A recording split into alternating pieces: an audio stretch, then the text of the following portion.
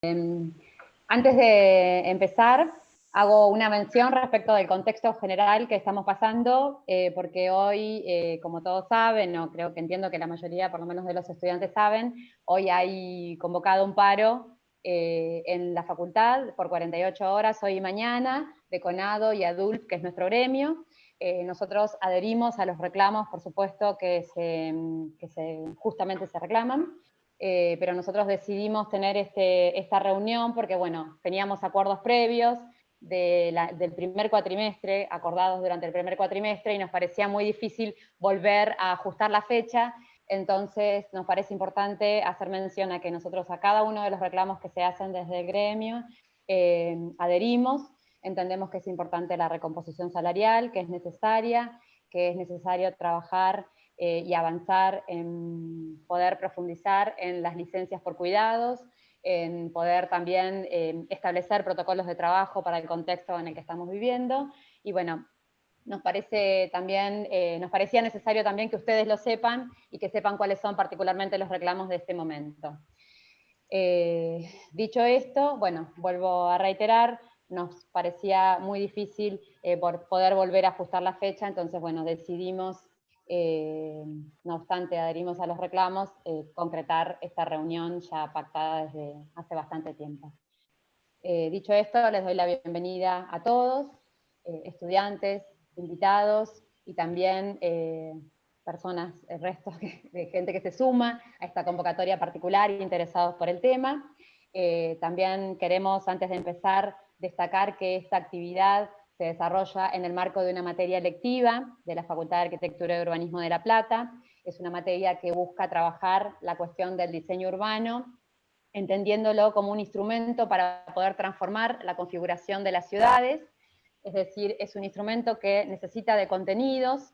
Pensamos que necesariamente debe ser pensado como un instrumento para la sustentabilidad y la inclusión social, dado el contexto en el cual nosotros vivimos. Entendemos que es un instrumento al cual hay que cargarlo de contenidos, y en ese marco la propuesta que nosotros hacemos es una propuesta que aborda a la cuestión socioespacial desde la multidimensionalidad, enfatizando la multidimensionalidad, y en eso es que estamos hoy acá, tratando de poner en diálogo distintos enfoques o de distintas necesidades de distintos colectivos que de alguna manera son vulnerables y vulnerados en la ciudad. Entonces, bueno, queremos escucharlos y queremos que puedan aportar contenidos tanto a la lectura de problemáticas que deban ser abordadas desde el diseño urbano, como también con propuestas de estrategias para el diseño urbano. Y otra de las cuestiones que nosotros proponemos en la materia electiva como una estrategia pedagógica es la necesidad de articularnos. La articulación como una estrategia o una herramienta, un recurso que tiene el arquitecto, que necesita tener el arquitecto para poder desarrollar en sus distintos ámbitos el ejercicio profesional, y de alguna manera también lo que buscamos poner en foco o en discusión o en ejercicio con esta reunión es esa idea de dialogar entre aportes y necesidades diferentes. Proponemos la articulación entre áreas, proponemos la articulación entre materias de la facultad, pero también este momento es un momento de diálogo entre distintos colectivos, de distintas necesidades, y bueno, buscamos acercar también a los estudiantes a ese diálogo, a ese ejercicio de articulación. En esto es que estamos hoy. Paso la palabra a Eva, que va a contar un poco más del objetivo de la jornada. Bueno, buenas tardes a todos y todas. Damos inicio entonces a esta tercera mesa redonda que organizamos en el marco de la electiva.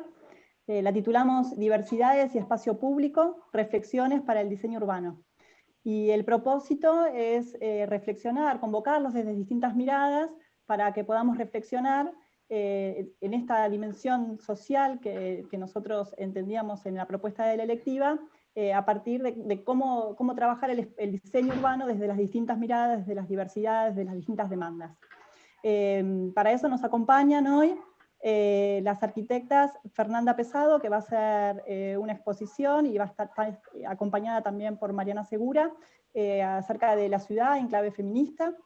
Nos acompaña el ingeniero forestal Luciano Rossi, que va a reflexionar acerca de infancias, paisaje y ciudadanía como puntos de encuentro en el espacio público, y la arquitecta Tania Cheró, que va a conversar con nosotros sobre el diseño urbano en el espacio público accesible.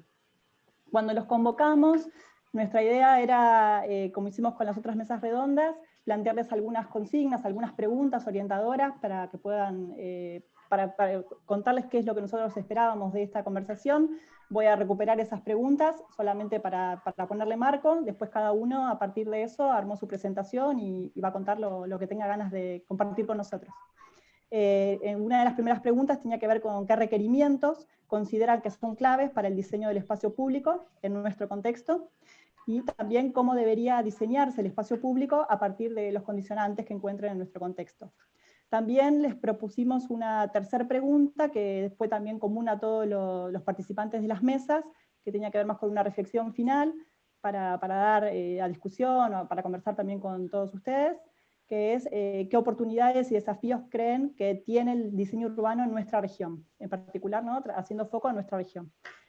Bueno, les dejamos lugar a ellos, que son los importantes, los protagonistas de la jornada, y gracias a los tres, a los cuatro, también está Mariana, por participar y acercarse a este encuentro. Bueno, muchas gracias. ¿Cómo están? Bueno, gracias por la invitación. Y bueno, voy a compartir pantalla para mostrarles el PowerPoint que armamos. A ver. Ahí, díganme si lo ven. Sí, perfecto. Sí, bueno. Bueno, cualquier cosa, díganme si me voy en tiempo y eso, no sean problema en detener o demás. Bueno, somos una colectiva Ciudad del Deseo, ¿no?, que, bueno, hacemos urbanismo feminista. Bueno, armamos un pequeño temario en base a las preguntas disparadoras que nos enviaron, que tiene que ver con la presentación de la colectiva Ciudad del Deseo, algunas nociones, enfoques para pensar los espacios urbanos con perspectiva de género, las voces y silencios que están representadas en la ciudad y los desafíos para pensar espacios urbanos desde una perspectiva de géneros. Bueno, ¿quiénes somos? Bueno, somos una colectiva autogestionada que reúne a un grupo de personas con distintas trayectorias, profesiones, militantes, del ámbito académico, del ámbito público, que buscamos reflexionar y accionar sobre los espacios, los territorios, los cuerpos, desde una perspectiva de género, ¿sí? Nos interesa abordar todos los ámbitos donde se reproduce la vida y hacer este ejercicio colectivo de imaginar, indagar, poner en cuestión qué ciudades queremos, qué espacialidades queremos en el futuro, ¿no? Bueno, ya van a ser casi 2 años de aquel primer encuentro, de aquella primera convocatoria abierta que hicieron un par de compañeras y que nos fuimos sumando. Y bueno, tenemos un recorrido, digamos, hemos participado activamente en movilizaciones, en ámbitos educativos, hemos realizado mapeos colectivos, producción de notas a distintos medios. Estamos haciendo un ciclo ¿A qué ciudad queremos volver?, en nuestra página web, que después le vamos a pasar los links, que tiene que ver con analizar un caso urbano específico situado en el territorio. Ya lo hicimos con la Biblioteca Nacional de Buenos Aires y el ex albergue Warnes, y bueno, después van a venir otros ciclos, pero siempre la idea es reflexionar en torno a la espacialidad y los géneros, ¿no?, esta relación, digamos, que se da entre esos dos. Bueno, esta es una de las preguntas que nos pasaron, disparadora. ¿Qué requerimientos de la colectiva feminista consideran que son clave para el diseño del espacio público en nuestro contexto? Bueno, acá queríamos hacer un poco hincapié en alguna noción de espacio urbano, de espacio público, ¿no?, que consideramos que es un espacio que se construye socialmente. Concebimos el espacio urbano como un proceso en constante producción donde se confluyen tensiones, experiencias, una mezcla de cosas y que va cambiando de acuerdo a la época, digamos, al contexto histórico, a las relaciones de poder, las ideologías dominantes que atraviesan el espacio, ¿no? Entonces pensamos que el espacio urbano no es neutro desde la perspectiva feminista y que está relacionado con un poder económico, cultural, simbólico, que dicta de alguna manera normas en ese espacio urbano. Por eso nosotras como colectiva, digamos, nos consideramos como actores, actrices necesarias en esta cuestión de disputarle poder a ese poder hegemónico, digamos, que está presente en las ciudades, en los espacios. Bien.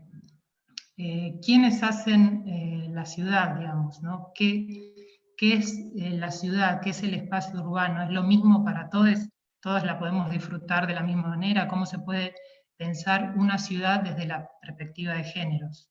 Bueno, consideramos que el espacio, digamos, se percibe de manera diferente según los sujetos sociales que somos y está relacionado a las posibilidades de acceso, a las condiciones y a la calidad de vida, digamos, que tenemos o que no tenemos, y en este sentido, cómo influye en la vida de las mujeres y disidencias, ¿no? Voy a mencionar algunas autoras que tratan estos temas, que por ahí pueden ser de interés, y también en nuestra página hay bastante material, pero bueno, Jane Jacobs fue estadounidense que vivió en Nueva York, fue una activista, una urbanista activista, y con el libro Muerte y Vida en las Grandes Ciudades del 60, ella en su libro va a rescatar bueno, el valor de la calle y del barrio como algo vital para la vida ciudadana. Después Aida Mushi, que es arquitecta urbanista, creo que es argentina, vive en Barcelona, también tiene trabajos muy interesantes sobre el tema. Ana Falú, que es de nuestra región, es tucumana, arquitecta y es investigadora del CONICET, también con enormes aportes a este tema.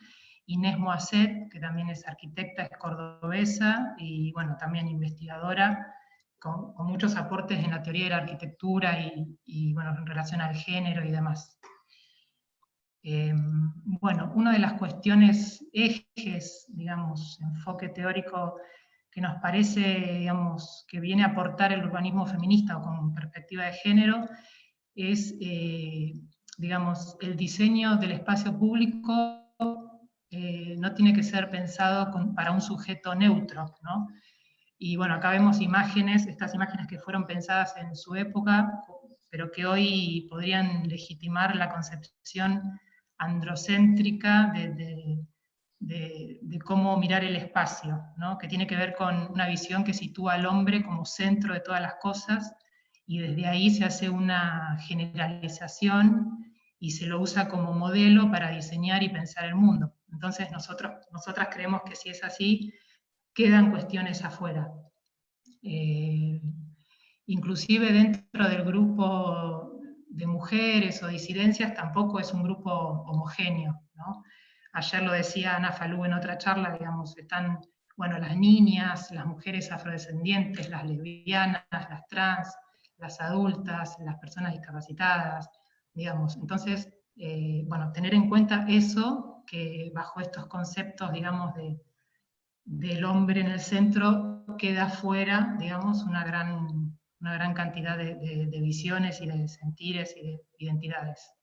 Y en este sentido, la planificación de las ciudades, bueno, no es neutra, y el urbanismo tampoco es neutro, desde la perspectiva de géneros. Entonces, visibilizar esas diferencias es como un primer paso para empezar a construir otra manera de pensar, otra manera de proyectar y demás. Esta imagen tiene que ver con está en el barrio de Villa Lugano, nada, que da cuenta de cuerpos de diferentes situaciones problemáticas.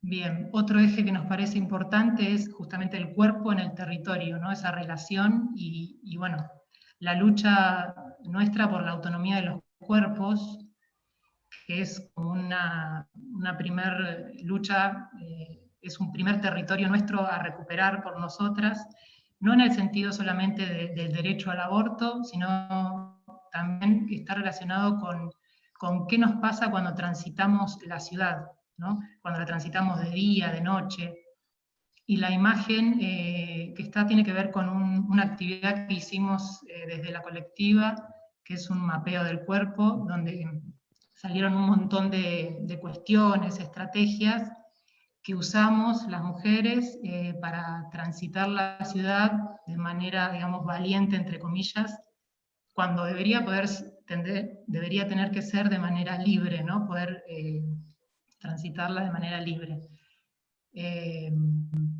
Bueno, acá también está la percepción de la seguridad y cómo el espacio puede acompañar o no con infraestructura, iluminación, servicios públicos, a que ese espacio sea más, que tenga más accesibilidad e igualdad. Bueno, en este libro que les comentaba de James Jenkins, de Muerte y Vida en las Grandes Ciudades, habla mucho también de cómo una calle tiene que ser algo con vida, con movimiento, no algo oscuro, con rejas y demás. Vamos a pasar a la otra.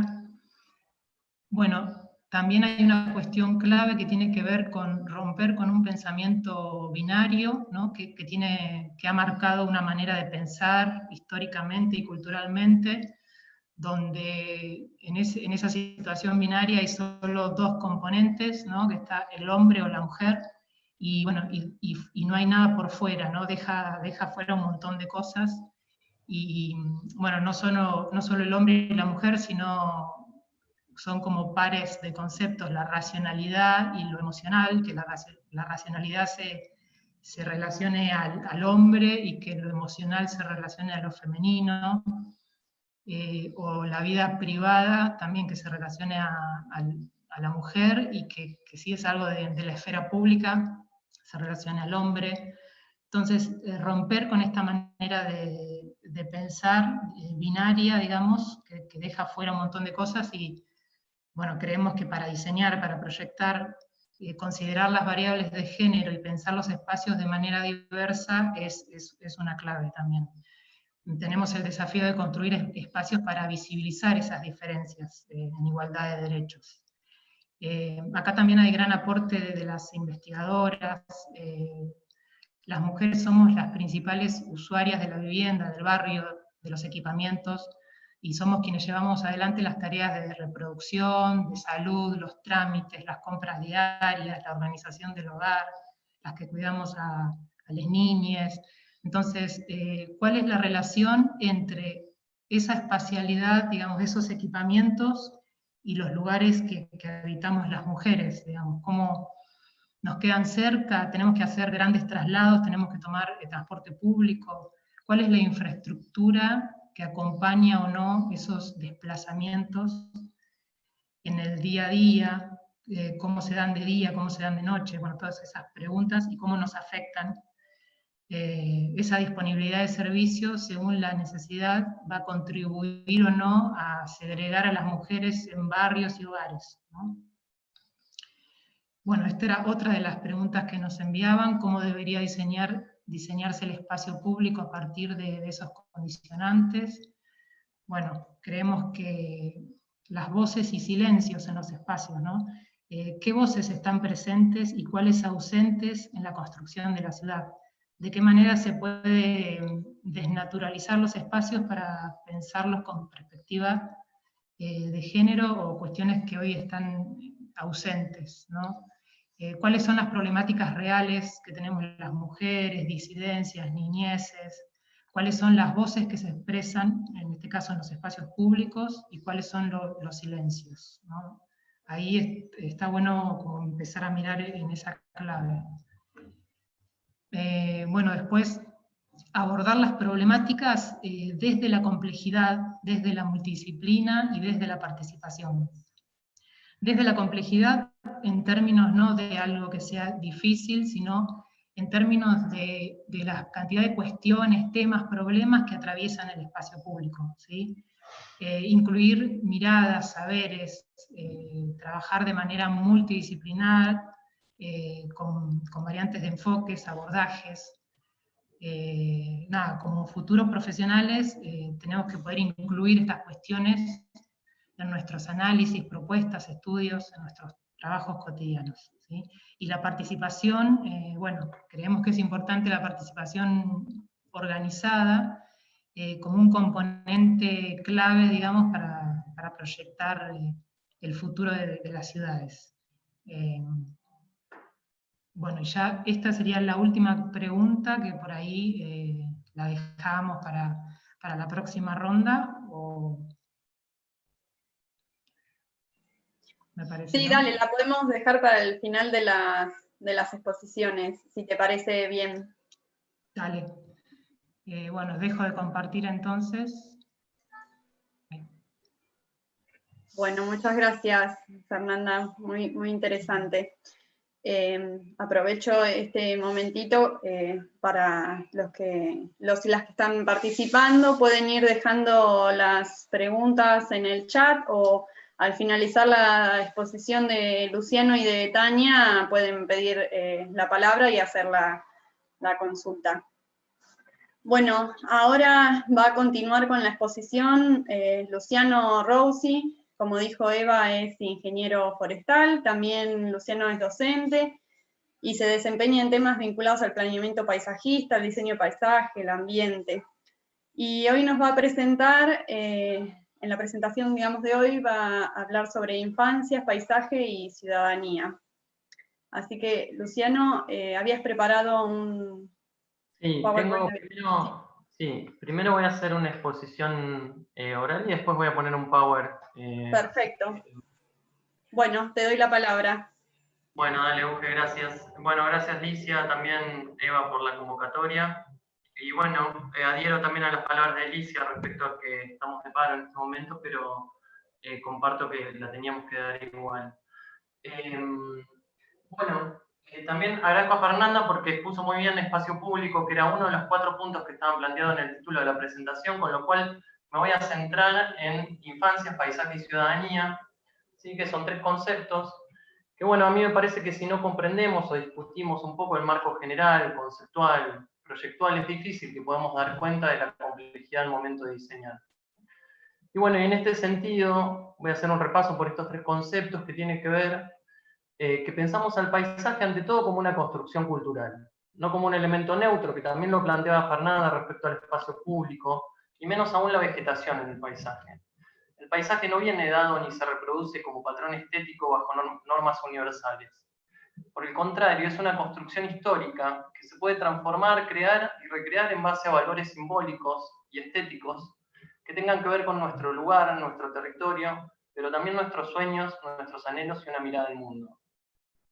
Por lo cual, en tanto niños y niñas son sujetos de derecho, también el paisaje debe tener una mirada desde las infancias. José Fabrú dice que el paisaje es experiencia, que es vivencia de una relación entre el mundo y nosotros. Si existen infancias, entonces existe esencialmente la posibilidad de las experiencias, de poner el cuerpo, la vivencia del presente de manera plena. Fíjense que de a poco vamos a ir introduciendo ideas respecto a cómo pensamos las infancias. Pero bueno, acá trazamos como hipótesis que es el ejercicio de ciudadanía, es la que da forma a esos paisajes de las infancias. Y en este sentido, pensamos la ciudadanía como construcción colectiva de lo común, como derecho a la igualdad en el compromiso y el reconocimiento de las diferencias y la posibilidad de convivir en el encuentro. Es el ejercicio de ciudadanía como posibles puntos de amarre, lo compartido, es una práctica que nos convoca a revalorizar experiencias y propuestas que representen aprendizajes, respetando las individualidades de todas las niñas, los niños y los adultos. Entonces, planteamos la ciudadanía como ese punto de amarre del paisaje, que lo convierte en cultura. Y entonces ese paisaje cultural, que pasa a ser quizás ese posible piano en el medio de aquel puente que Cortázar nos invita a cruzar en el libro de Manuel. Justamente porque la idea de ciudadanía nos hace pensar en clave de derechos. Cuando paisaje y ciudadanía se hermanan en un quehacer común, entonces decimos que se construye lugar. Smithson dice, crear esa forma de caos en que encontremos un lugar, donde exista una poética del espacio, en términos de Bachelard, que permita alojar perspectivas que van más allá de lo evidente. La creación del lugar, que nos permita dar respuestas afectivas e imaginativas, para identificarnos con el colectivo que nos rodea. Entonces acá nos preguntamos, ¿no tienen acaso los niños y las niñas derecho a un poco de todo esto? a la posibilidad del paisaje y del lugar. Y acá surge una de las claves del diseño de los ámbitos para niños y niñas, que es la creación del lugar. Porque si existe un lugar para niños y niñas, entonces podemos decir que hay momento también para un tiempo de infancias, que es particular y constitutivo. Entonces, una de las tareas principales como hipótesis de diseño, planteamos que es multiplicar los lugares para las infancias. No quiere decir multiplicar necesariamente las superficies, que no estaría mal por otro lado, sino que la de construir lugares en clave de lo que venimos planteando, en clave poética. Como dijimos, la existencia de paisaje y ciudadanía es un camino posible en la formación de los lugares para las infancias. Entonces buscamos que los paisajes de la ciudadanía conformen lugar para tiempos de infancia. Ahora bien, ¿es lo mismo niñez que infancia? Hace unos días leí un texto de Carlos Escliar, un pedagogo muy reconocido a nivel nacional, que publicó en base a una reflexión en el marco de la pandemia, y decía que se produjo una separación dolorosa entre niñez e infancia. Es decir, que la mayoría de los niños y niñas perdieron la posibilidad de una experiencia de tiempo, de intensidad, no sometida a la lógica de las finalidades, las utilidades, la exigencia de rendimiento, o diría yo también del consumo. Es hora de devolver la infancia a la niñez. Esa es la tarea. Y acá nos preguntamos, ¿puede el paisaje y las plantas en particular aportar a devolver parte de esa infancia? Me refiero a si podemos plantar solo para descubrir o solo para ensayar paisajes, sin saber por qué ni para qué, en clave de infancia. El paisaje tiene la dimensión de las infancias, tiempos presentes, deseados, exploración y descubrimiento, goce y disfrute. Un tiempo de infancia es un tiempo de construcción, como ya sabemos, poniendo el cuerpo, sin saber bien a dónde ir, al igual que el paisaje, hay que poner el cuerpo, explorar, descubrir, para luego volver a cambiarlo y empezar de nuevo, enriquecerlo o simplemente descartarlo, ¿qué importa? En términos de Bustelo, volver a crear infancias, o como dice él, recrear infancias, jugando con la idea del recreo, podría ser también recrear paisajes. Una mirada no tecnocrática del hacer paisaje que dé lugar a las niñeces para construir sus paisajes, que también tengan paisajes donde se puedan constituir y vivir. Es algo que me interesa poner en discusión porque mientras que la niñez refiere a un momento temporal de la vida, la infancia responde a proyectos sociales, políticos y culturales respecto a ese colectivo. La situación de la niñez en Argentina es extremadamente grave, desigual, con un estimado para diciembre de 2020 de 63% de los niños y niñas de nuestro país en situación de pobreza. Hoy un 56,3%, 6,1 millones de niños y niñas vulnerados en sus derechos, con un nivel de desigualdad atroz. ¿Estos niños y niñas viven la infancia? Es una pregunta que dejo planteada. ¿Qué derechos se encuentran vulnerados, además del material y alimentario básico, que los sumerge en una situación de vulnerabilidad inimaginada? Pensar en las infancias como proyecto social y político tiene que dar cuenta no solo de la situación de emergencia habitacional y alimentaria, sino también de emergencias referidas a otras dimensiones que tienen que ver con lo nuestro, que habiliten la posibilidad de la experiencia de infancia en un camino de igualdad. Aquí nosotros planteamos que existe una emergencia del paisaje y específicamente una emergencia del verde, que debe ser pensado hacia la igualdad. Claramente estamos pensando que ese colectivo está teniendo dificultades para vivir las infancias, porque la carencia no es solo material, sino también simbólica y ante todo en términos de acceso a derechos, de ciudadanía. Don Michel dice una frase que hago propia y que dice que para nosotros el paisaje es lograr intervenciones que creen caminos que conduzcan hacia una mayor justicia social. Y esa es justamente la cuestión o la tarea. Por último, cabe recordar que los niños y niñas de nuestro país están regidos constitucionalmente bajo la Convención de los Derechos del Niño, que el año pasado cumplió 20 años y que plantea unas cuantas cosas, pero esencialmente que los niños y niñas de nuestro país son sujetos de derecho. No son consumidores, ni seres incapaces, ni seres menores, ni secundarios. Entonces tienen el derecho a experiencias de ciudadanía. Pensar este marco puede resultar lejano al diseño urbano, pero a mi criterio muy por el contrario es el sustento y el fundamento para pensar cuando diseñamos para qué, cómo, para quién y en función de qué proyectos o ideas de infancias estamos diseñando, y viene a dar respuesta a la primera pregunta que me plantearon para la mesa redonda. ¿Qué requerimientos de las infancias considerás que son claves para el diseño del espacio público en nuestro contexto? Bueno, la respuesta es que sean tenidas en cuenta para empezar. Las infancias como proyecto político y social, no que viene dado, sino que cuando diseñen piensen todo el tiempo en para qué idea lo estoy haciendo. qué idea de infancia quiero abonar y cuál no, porque si no, el diseño pasa a ser algo banal, técnico, universal y por lo tanto que está solo en función de proyectos hegemónicos de exclusión, de consumo y de entretenimiento, utilitarios, depositarios de niños y niñas, no transformadores. La segunda pregunta que me presentaron para esta mesa es cómo debería diseñarse el espacio público a partir de estos condicionantes. Bueno, uno de los tantos derechos vulnerados, como dijimos, es el derecho al verde. Aquí puedo afirmar que es posible vivir la infancia sin verde, sin naturaleza. ¿Podemos decir que existe infancia sin naturaleza?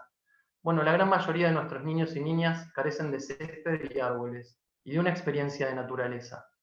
Patricia Redondo, otra pedagoga de reconocimiento nacional, habla de las emergencias, no solo de la emergencia alimentaria y habitacional para nuestras infancias, sino también de una emergencia poética, una emergencia literaria y también una emergencia del verde. En este sentido, con la pandemia, revisando libros, encontré uno que era de mis abuelos, que se llama La razón de mi vida. Se llama, bueno, tan conocido por todos y todas, y dije, a ver qué tiene, comencé la lectura. Tan solo en las primeras páginas, su autor Evita escribe, hasta los 11 años creí que había pobres como había pasto y que había ricos como había árboles. Me pareció una cita increíble, porque hoy quienes están en situación de pobreza no tienen acceso ni a árboles ni a pasto. Al contrario, hay barro, cemento y en el mejor de los casos, piso de caucho que amortigua impactos en pequeños repositorios de niños. ¿Qué quiero decir con esto? Que el césped de esa planta tan diminuta y los árboles, la vegetación en general, no es algo banal, ornamental o de relleno. No solo no es banal por los servicios ambientales que brinda, la calidad del aire que se respira o la bioclimática de un ámbito, sino también en términos simbólicos, de mundos posibles, de derechos urbanos, y creo yo como parte de una infraestructura verde recreativa que forma parte de un derecho más grande denominado derecho a la ciudad. Pero todo esto para decir que infancias, ciudadanía y paisaje se encuentran en el territorio, en clave inclusiva o en clave excluyente, en clave transformadora o en clave conservadora. Y en este sentido me interesa ahora mostrar algunos ejemplos para discutir estas cosas cuando termine. Bueno, antes les voy a compartir algunas premisas que creemos nosotros tienen que estar como criterio de diseño de los espacios para las infancias, de manera tal de tener más posibilidades de que constituyan este lugar que decíamos para tiempos de infancia. Los primeros dos criterios tienen que ver con la diversidad y la versatilidad. En los ámbitos de juegos para niños y niñas tenemos que dar cuenta de la multiplicidad de identidades, de situaciones, para dar lugar justamente a todos y todas las niñas y niños. Pensar en clave inclusiva es pensar que tiene que haber lugar para los sueños, para el imaginario, para el juego físico, pero también para la invención, el juego imaginativo. Entonces puede haber zonas donde se desarrolle más el juego motor, otras más el juego colaborativo, ámbitos libres, ámbitos para la lectura y la escritura, para dar lugar a los proyectos institucionales, por ejemplo, que tengan escuelas de la zona. Y cuando nos referimos a versátiles, es que un ámbito no tiene que tener una única funcionalidad, sino trabajarse como capas que puedan funcionar de una manera o de otra, o incluso de maneras que nosotros no podemos imaginar. Porque como dice Jorge La Rosa, en su libro El enigma de la infancia, dar lugar a las infancias es responder a la llamada. Y en ese responder a la llamada tenemos que brindar las condiciones para que se pueda recibir lo nuevo, o en términos de La Rosa, poder albergar el enigma de la infancia. ¿Alguien duda de que el nuevo mundo no lo vamos a construir nosotros y nosotras? ¿Qué quiero decir? Es la infancia la que porta el porvenir. No por una cuestión etaria, sino porque justamente ya vive en otro mundo al nuestro, más parecido al mundo del futuro que el actual. Dar lugar y escuchar quizás sean las tareas principales de nosotros y nosotras como adultos a cargo del diseño. Por eso Clara Eslava, arquitecta española que trabaja infancias, no trabaja con formas cerradas. Toma la indefinición de las formas y la apertura como clave del diseño para los diseños justamente de infancia. Algo muy complejo para conjugar, pero que abra la posibilidad. El otro punto que decíamos era el de la diversidad, también es pensar la multiplicidad de experiencias, diversidad en términos de experiencias. Un ámbito para las infancias puede ser un laboratorio de texturas, de aromas, un bosque de libros, un arcoíris de colores, multiplicidad de formas, etc.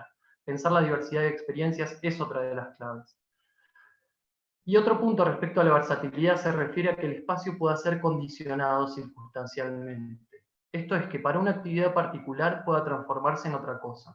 Por ejemplo, si un jardín de infantes visita una plaza con un ámbito para las infancias, sería bueno que la docente pueda con tan solo colgar una manta, crear una cueva momentánea para leer cuentos de terror en el parque.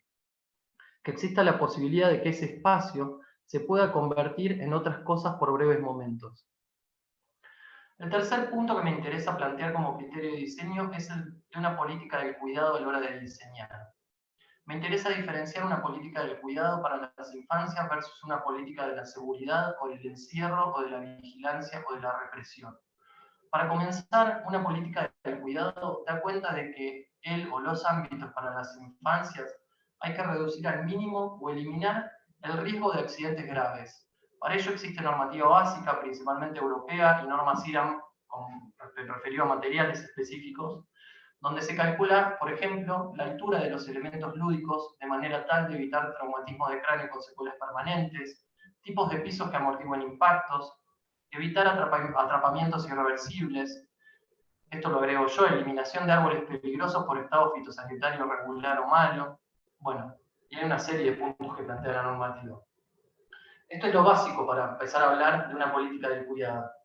Ahora bien, esto no implica eliminar todos y absolutamente todos los riesgos a los que están expuestos niños y niñas, porque si no construiríamos solamente cajas de goma. El cuidado y aprender del riesgo es también una tarea pedagógica que implica niños, niñas y adultos. Enseñar y aprender a manejar los límites, los desafíos, es una experiencia en sí misma. Entonces, la eliminación del riesgo no puede ser el eje del diseño, pero sí el cuidado. Otro tema son las contenciones o límites de los ámbitos lúdicos para las infancias. Y acá yo creo que debe existir una barrera física, no en clave de encierro, sino en clave de límite. La existencia del límite supone un adentro, un interior, con ciertas reglas propias de una experiencia de infancias. Y una afuera, con otras reglas propias del mundo adulto. La existencia de un adentro da la posibilidad a los adultos acompañantes de permitir una experiencia diferente, de juego más libre, al intercambio con otras niñas. Por último, y quizá el más difícil, es el de permitir la intimidad en las infancias. Esto no quiere decir que existan lugares donde nadie los vea, pero sí quizá espacios donde se pueda tener la experiencia entre pares sin la mirada directa de los adultos. Quizá espacios que desde una perspectiva infantil sean secretos, pero que puedan tener la mirada tan necesaria de cuidado adulto. Para terminar, respecto a los criterios, el tema de la escala. Pensar los ámbitos en función de una escala menor, abarcable por niños y niñas, ponerse en cuatro patas y mirar el mundo un poco más desde abajo. Entender diferentes los espacios. Acá voy a compartir, esto de la escala es importante porque, por ejemplo, los mástiles en las escuelas y en los jardines de infantes están diseñados para adultos y no tienen la posibilidad de izar la bandera a los niños, que tiene que ver con la escala. Bueno, entonces la hipótesis general, que es multiplicar los lugares para las infancias, si hay lugar hay tiempo de infancia, esa es la hipótesis. Los 5 criterios de diseño que por lo menos vengo a plantear, autonomía no lo desarrollé, pero lo dejo planteado. Y les quiero mostrar algunos ejemplos. Este es el parque de Brooklyn, frente a Manhattan, que tiene un desarrollo muy interesante respecto a los ámbitos para las infancias, que son espacios muy cuidados, se les llama espacios Pierre, son 6 espacios, y que tiene, cada espacio es un ámbito contenido, que tiene múltiples experiencias lúdicas, desde espejos al aire libre, juegos motores, juegos directamente con la vegetación, un camino que te lleva a un espacio escondido, que es un ágora para que los niños y las niñas debatan, espacios para hacer picnic, pequeñas reminiscencias de lo que era el antiguo puerto, susurradores, o simplemente está diseñado como un laberinto para poder jugar a las escondidas. Un ámbito común, donde tenemos elementos naturales con los cuales podemos conjugar, áreas abiertas, una fuerte presencia de la vegetación y el hecho episódico. El hecho que marca, como esa marca de los que asistimos a ese lugar, un hecho episódico en el paisaje que dice, acá estoy. El segundo, quería mostrar, esto es en clave más educativa, que es otra manera de ver las infancias, respecto a proyectos más pedagógicos, que es el Jardín Botánico de Curitiba, donde hay un pequeño espacio para las infancias, donde justamente se plantea esto de la diversidad. Un pequeño túnel de glicinas, que cuando florece es una especie de un túnel fragante, la experiencia del bosque, el bosque que tiene tantas acepciones en la literatura infantil, y en nuestra historia como humanidad tiene desde el lugar, bueno, no me voy a extender con el bosque porque, pero que da lugar a la penumbra, da lugar a una mayor humedad relativa, a un interior, un pequeño laberinto de palmeras, un laboratorio de texturas y de aromas, a la altura justamente de los niños y las niñas para que puedan experimentar, un laboratorio de semillas, un lugar de encuentro con un pedagogo, un docente, un adulto. Luego voy a algunos ejemplos de acá de Ciudad de Buenos Aires y Rosario. Me interesa ver esto que hablábamos de cómo se manifiesta en el territorio los distintos proyectos políticos para las infancias. Esta es la manzana 66 de 11. Fíjense lo que es este ámbito de juegos para niños. ¿Qué decir? Esto desde las 10 de la mañana hasta las 5 de la tarde es totalmente inutilizado. No tiene ni un gramo de sombra. Una de las claves que nosotros planteamos es que los ámbitos de juego para niños tienen que tener al menos el 50% de sombra en primavera-verano. Bueno, todo caucho, enrejado completamente. ¿Qué experiencia de infancia se vive? Yo les pregunto. ¿Hay derecho para que estas infancias, el único contacto que podrían tener con la naturaleza, le demos este espacio? Fíjense lo que es este otro espacio. Esto es Parque Elcano, Chacarita, caucho negro. Yo entré ahí a las 11:30 de la mañana. El aroma a caucho es realmente impresionante, no se puede utilizar. Y ese aroma es lo que constituye las marcas en la infancia, el olfato, lo que nos lleva inconscientemente a esos primeros inicios de la vida. O en clave del parque de diversiones, ¿no? Un ámbito de juegos. Un espacio para jugar, tampoco nada de sombra, y un pequeño gramo de sombra donde se tienen que estar todas las madres con sus niños en ese pequeño espacio de sombra para poder estar. Ciudad de La Plata. Bueno, acá me meto un poquito con lo que es la región. ¿Qué decir? Les pido que retengan la imagen de este banco, ¿no? ¿Qué experiencia de infancia se puede tener en ese banco? Ni hablar en este ámbito de juego. Esto no tiene ningún tipo de política de cuidado, ¿no? Esto ya es decía total. Un árbol inclinado, totalmente podrido, hacia un lugar que le decimos a las personas que se sienten solamente para que reciban en algún momento la caída de ese árbol. Pero el territorio es complejo, el territorio es disputa de poder, el territorio es dinámico. Y en un mismo territorio podemos encontrar experiencias muy positivas como en la biblioteca del otro lado del árbol, donde sí aparecen experiencias que tienen que ver con la infancia.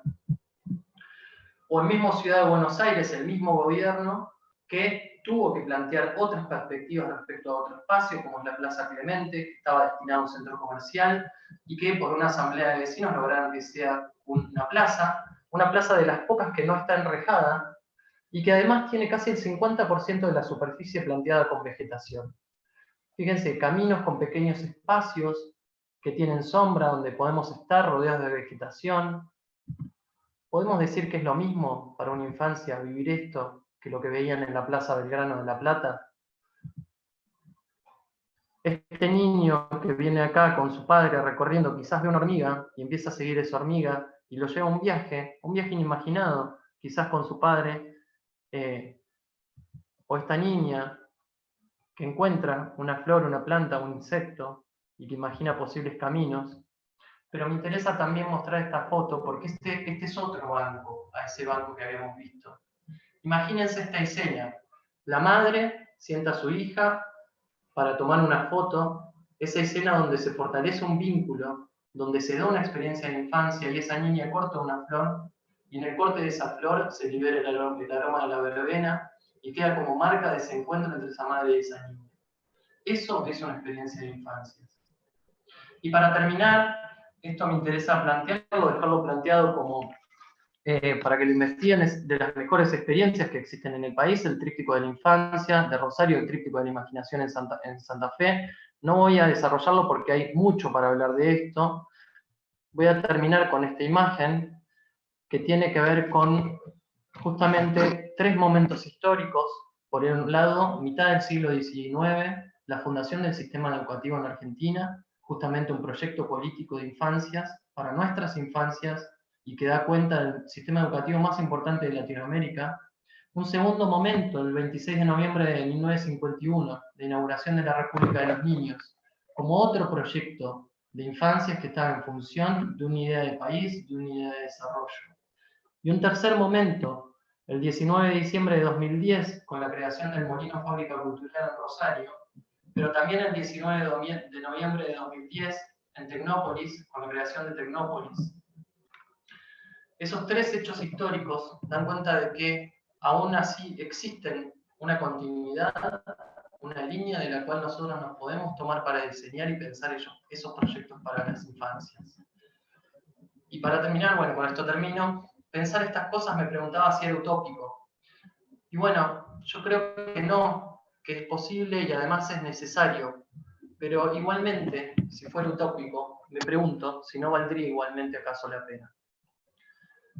Bueno, muchas gracias. Espero no haber ido de tiempo demasiado. No, estuviste muy bien, Luciano. Muchas gracias a vos. Me dejás pensando muchísimo. Bueno, nos guardamos las preguntas para cuando termine la exposición de Tania, pero muy interesante. Hasta ahora los dos, Fernanda también, ya se lo había dicho anteriormente. Bueno, y ahora la voy a presentar a Tania, que es la última expositora del día de hoy, Tania Cheró. Tania es arquitecta, es integrante de la Comisión de Movilidad y Accesibilidad del CAPBA 1. También trabaja en la Dirección de Vialidad de la provincia, ¿no? Y bueno, hoy nos va a presentar el diseño urbano para un espacio público accesible. Tania, ¿vas a presentar PowerPoint? Sí, bueno, ya creo que podés, te cedo la palabra y agradezco nuevamente la participación. Bueno, hola a todas y todos.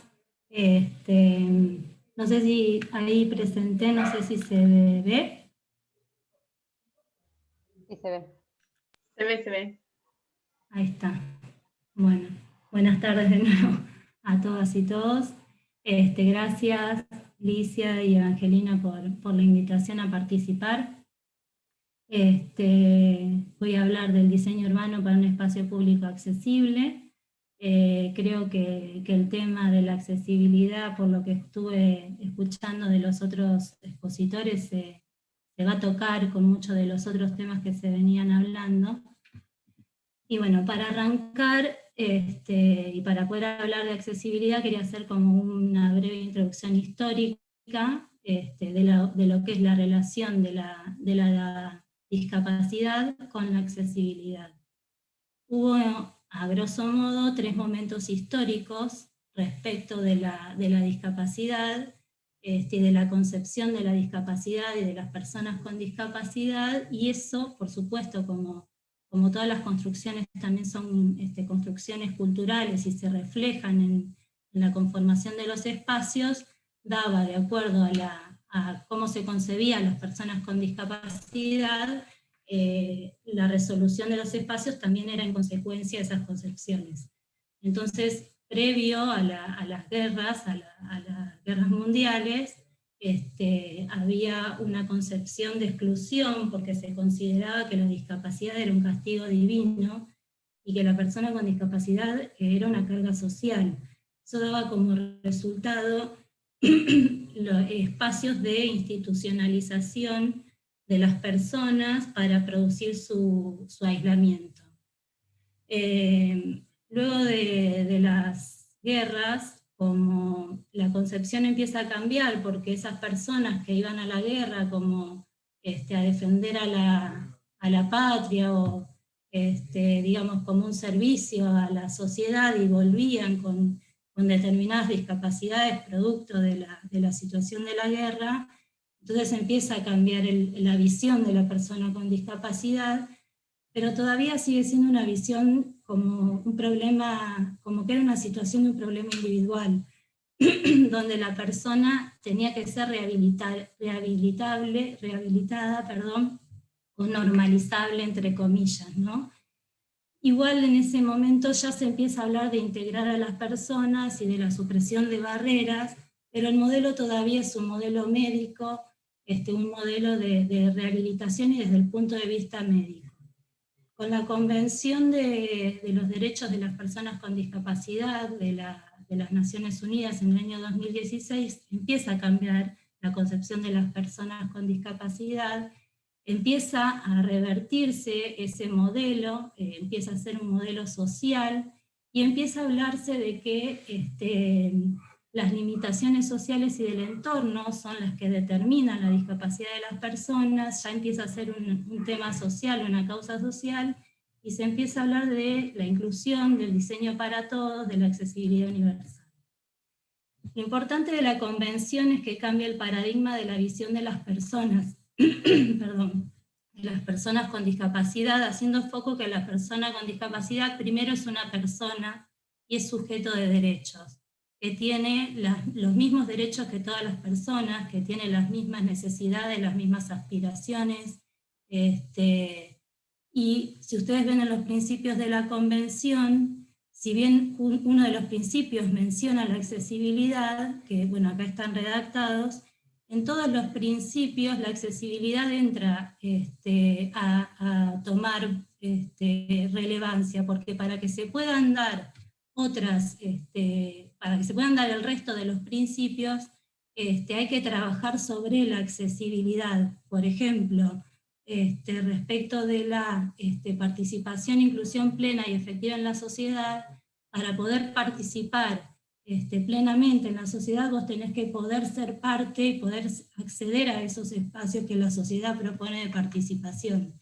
Entonces, bueno, lo que empieza, la convención lo cambia el paradigma y se empieza a pensar a la persona como justamente como persona que es sujeto de derechos con las mismas aspiraciones que cualquier otra persona.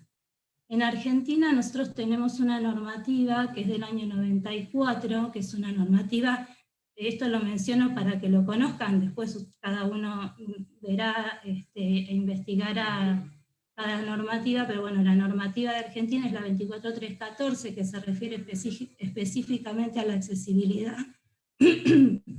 para personas con movilidad reducida, que es anterior incluso a la aprobación en Argentina de la Convención de los Derechos de las Personas con Discapacidad.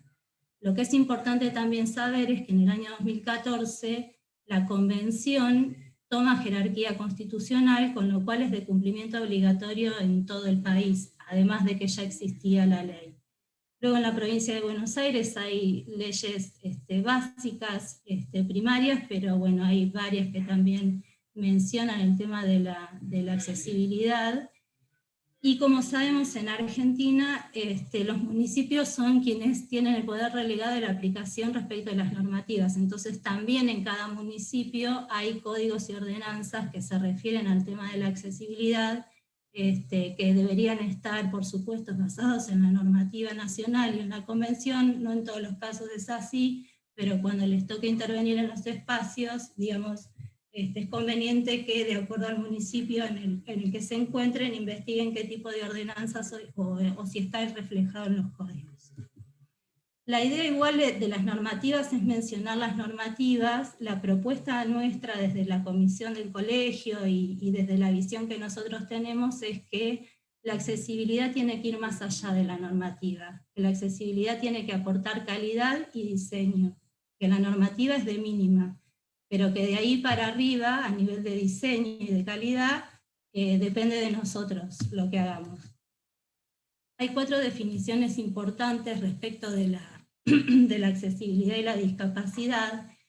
La primera es quiénes son las personas o cómo se definen las personas con discapacidad. Se las voy a leer textual. La convención dice que son aquellas personas que tienen alguna deficiencia física, mental, intelectual o sensorial a largo plazo, que al interactuar con diversas barreras pueden impedir su participación plena y efectiva en la sociedad en igualdad de condiciones con los demás. De acá lo que quiero destacar es que habla de personas y de barreras, entonces de la relación de las personas con el espacio. ¿Qué es la accesibilidad? La accesibilidad es la posibilidad que tiene una persona, con o sin dificultades de movilidad o percepción sensorial, de entender un espacio e integrarse y interactuar con él. Nosotros decimos que si hay buena accesibilidad, justamente pasa desapercibida, porque el diseño es el diseño común para todos, por eso es también universal. Otra de las definiciones importantes en el tema de accesibilidad es la cadena de accesibilidad, que se trata del conjunto de acciones que realiza una persona para desplazarse de un punto a otro del espacio. Y para poder desplazarse tiene que traspasar determinados límites.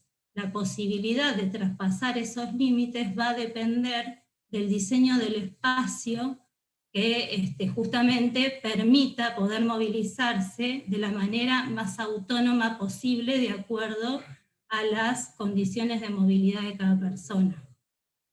De todo esto surge un concepto que tiene que ver, que se le llama diseño universal, y que tiene que ver con diseñar productos o entornos no solo estéticos, sino que además sean utilizables por el mayor número de personas. O sea, el mismo producto lo puedan usar la mayor cantidad de personas más allá de su condición física. Por eso es el tema de diseño universal. Bueno, los estados que disminuyen la funcionalidad o la movilidad de las personas durante la vida son muchos. Nosotros lo que decimos es que la accesibilidad no es solamente para las personas con discapacidad. La accesibilidad es para todas las personas. Y que hay muchos motivos durante el transcurso de la vida por los cuales tenemos disminución de la movilidad. La infancia, los cambios en la vejez, la obesidad, las diferencias en las formas del cuerpo, la situación de embarazo, usar lentes, tener secuelas por algún tipo de accidente que pueden ser temporales o pueden ser definitivas. Esas cuestiones y otras disminuyen o hacen que las personas tengamos una disminución de la movilidad en determinadas situaciones particulares de la vida. Entonces, el diseño universal, para poder contemplar a todas estas circunstancias, habla de 7 principios, que bueno, acá están nomenclados, después por ahí se pueden desarrollar o los pueden buscar, que son la igualdad de uso, flexibilidad, sencillez y comprensión intuitiva, sobre todo hablando de niños, de niñes y de personas con discapacidad cognitiva, facilidad en la percepción de la información, tolerancia a errores, adecuación en las dimensiones y eficacia en el esfuerzo. Y que todas estas cuestiones, en función de lograr la mayor accesibilidad posible a los espacios, o sea, que la mayor cantidad de personas puedan utilizar esos espacios, tiene que ver, en realidad, y es lo más importante, con la eliminación de las barreras del entorno, que pueden ser, como ya saben, por ahí la mayoría son arquitectos o casi, las barreras urbanísticas, las barreras arquitectónicas, también las barreras del transporte, la accesibilidad tiene mucho que ver con la movilidad, y las barreras en la comunicación. Entonces, una de las cosas que nosotros hacemos mucho hincapié es que el ser humano tiene discapacidad dependiendo del entorno en el que se desenvuelva, dependiendo de las barreras con las que se encuentre en ese andar, en ese camino. En ese sentido, dentro de los principios para trabajar sobre el tema de la accesibilidad, se hace hincapié en que en el diseño universal tiene en cuenta tanto la antropometría como la ergonomía, o sea, las dimensiones de las personas y su relación con el entorno. Teniendo en cuenta que no todas las personas somos iguales, que hay diversidad física, que entre comillas el hombre ideal no existe, el hombre que nos enseñaron, el hombre ideal de Vitruvio o el modulor, son referencias ideales justamente, pero que no es la realidad de las personas y de lo que de cotidiana y de lo que vivimos y de lo que vemos en la calle. Entonces, en ese sentido, y en el caso particular de la discapacidad, las personas con discapacidad requieren determinadas dimensiones para poder justamente movilizarse y poder desarrollar con autonomía o con la mayor autonomía posible la mayor cantidad de actividades posibles. En ese sentido, bueno, era mencionar las dimensiones a tener en cuenta, Y también a nivel de las diferentes alturas de las personas respecto de alcanzar determinados espacios o objetos. Siempre teniendo en cuenta poder contener la mayor diversidad de personas. En todo esto en la ciudad, entendiendo la ciudad como un tema complejo que debe garantizar la calidad de vida de todos los habitantes, y que entendemos que nos debe incluir a todas y todos, para poder acceder y disfrutar de todos esos servicios que brinda la ciudad, es necesario que todas las personas, más allá de nuestra condición física, podamos realizar las actividades propias de una ciudad, que es la vivienda, el esparcimiento, ir al trabajo, tener asistencia de salud, el comercio, o sea, también la educación. Todo esto se relaciona a través de la movilidad urbana. Y entendemos que esa movilidad tiene que estar centrada en la persona y en las particularidades de las personas, y que tiene que estar contemplada desde la planificación urbano-territorial. En este sentido, acá entra el tema, yo creo que la idea es hacer hincapié hoy en la cadena de accesibilidad, que conceptualmente es una persona con cualquier situación de movilidad pueda salir de su vivienda, realizar el trabajo, compra, salud, recrearse, cualquier tipo de actividad, de la manera más autónoma posible, y poder, más allá de las condiciones climáticas, para una persona con discapacidad es muy difícil movilizarse de acuerdo a las condiciones climáticas que haya. No es lo mismo un día soleado que un día de lluvia, no es lo mismo una persona que anda, que utiliza silla de ruedas movilizada por sí misma que una silla de ruedas motorizada. Bueno, entonces tener la contemplación de todas esas situaciones respecto de movilizarse a poder realizar cualquier tipo de actividad. En ese sentido, para tener en cuenta la cadena de accesibilidad, pensando en el usuario y en la diversidad de usuarios, hay algunos puntos a tener en cuenta que acá están nomenclados, de muchos, digamos, ¿no? Por ejemplo, la señalización visual e informativa, tener en cuenta los semáforos y señales sonoras, los pavimentos, los desniveles, los cruces peatonales, los anchos y pendientes de vereda, la ubicación del mobiliario urbano, bueno, los elementos sobre área de peatones, los estacionamientos públicos y el acceso y desplazamiento con los equipamientos. Es importante tener en cuenta que no solamente hay que pensar en la accesibilidad desde el momento que se materializa, sino también pensarla cómo se mantiene. Muchas veces se dan soluciones de accesibilidad y luego se dejan de mantener. Entonces encontramos situaciones donde las rampas, por ejemplo, la rampa está planteada, pero vos, donde termina la rampa y comienza la vereda está destruida. Entonces ahí es donde empezás a decir, bueno, cómo es la cadena, si se rompió, si fue una cuestión de mantenimiento, si quizás la materialidad del diseño no era la adecuada. Esas cosas son para tener en cuenta. Y acá voy a hacer como un recorrido fotográfico con esta intención, como ir desde la vivienda hasta el espacio de uso público, como para esto que venía contándoles, reflejarlo en imágenes.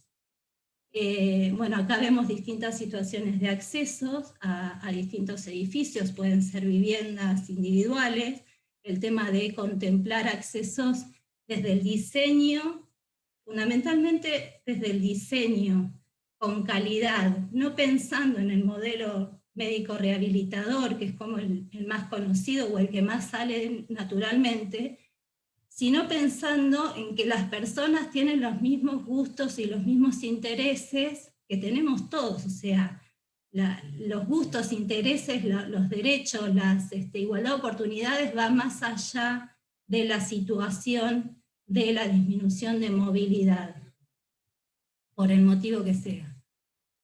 Bueno, en este caso eran situaciones diferentes de accesos para ejemplificar el tema de niveles, de anchos, de la posibilidad de realizar rebajes como para poder acceder de manera más fácil y autónoma. pensar en la implantación y en el entorno inmediato. Muchas veces diseñamos, sobre todo en el tema de viviendas sociales, se diseña la vivienda y no se diseña el entorno, no se diseña el entorno urbano donde se inserta esa vivienda.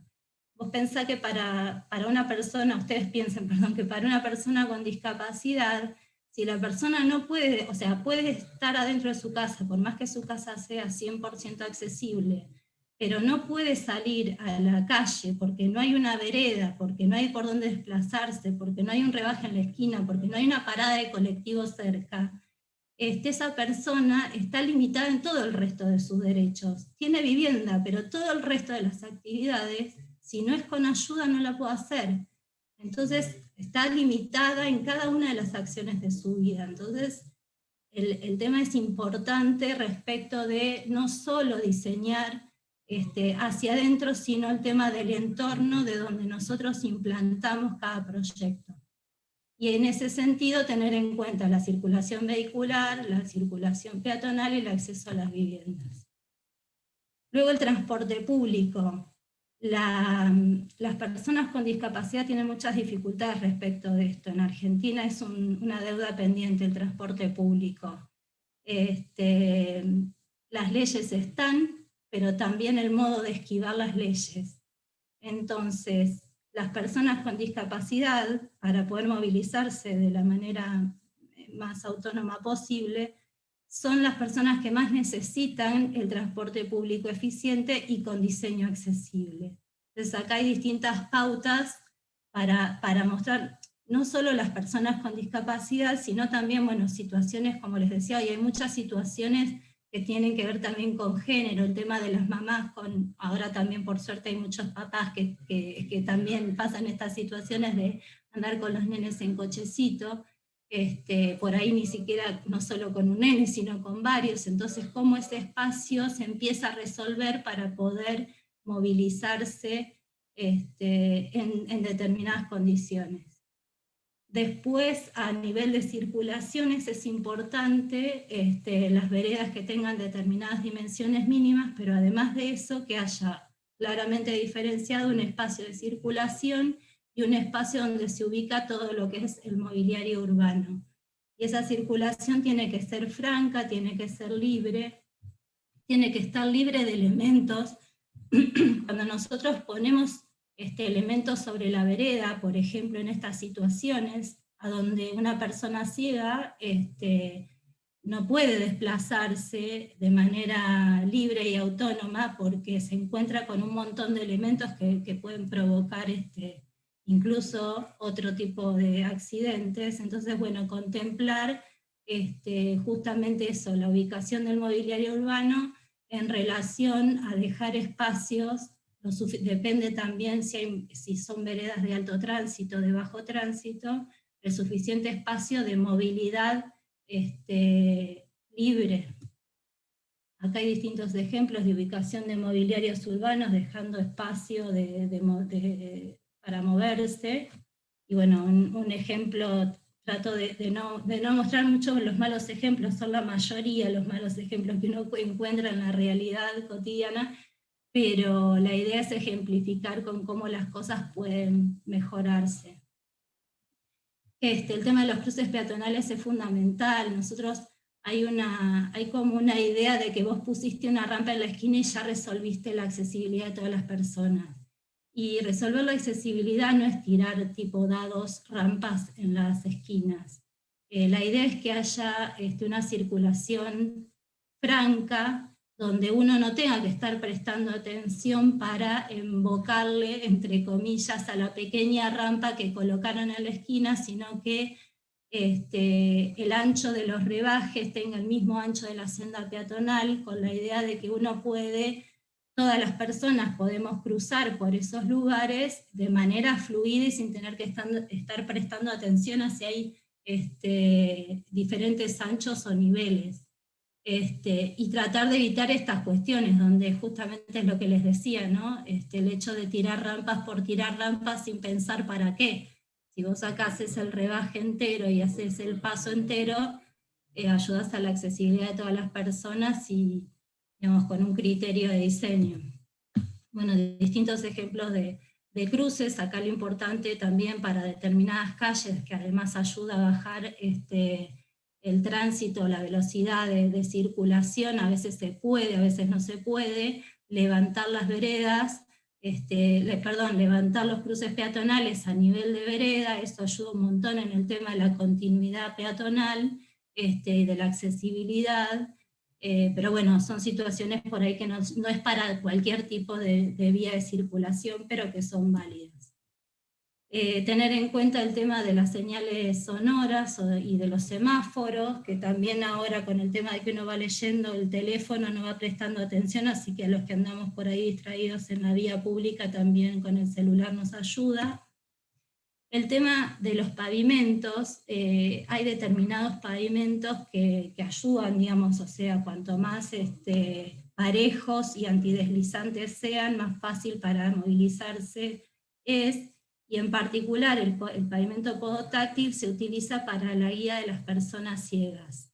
Se utiliza, bueno, como está puesto acá, el pavimento recto, que digamos indica continuidad, indica recorrido, y el pavimento como el baldosón con botones, que es una alerta o de cambio de dirección o de cambio de altura. Entonces, cuando por ahí en la ciudad ven este tipo de pavimentos, no hay que tampoco poner por todos lados y sin ningún criterio. Tiene un criterio de guiar a las personas ciegas, con lo cual tiene que estar muy bien pensado donde se coloca el pavimento, este tipo de baldosones.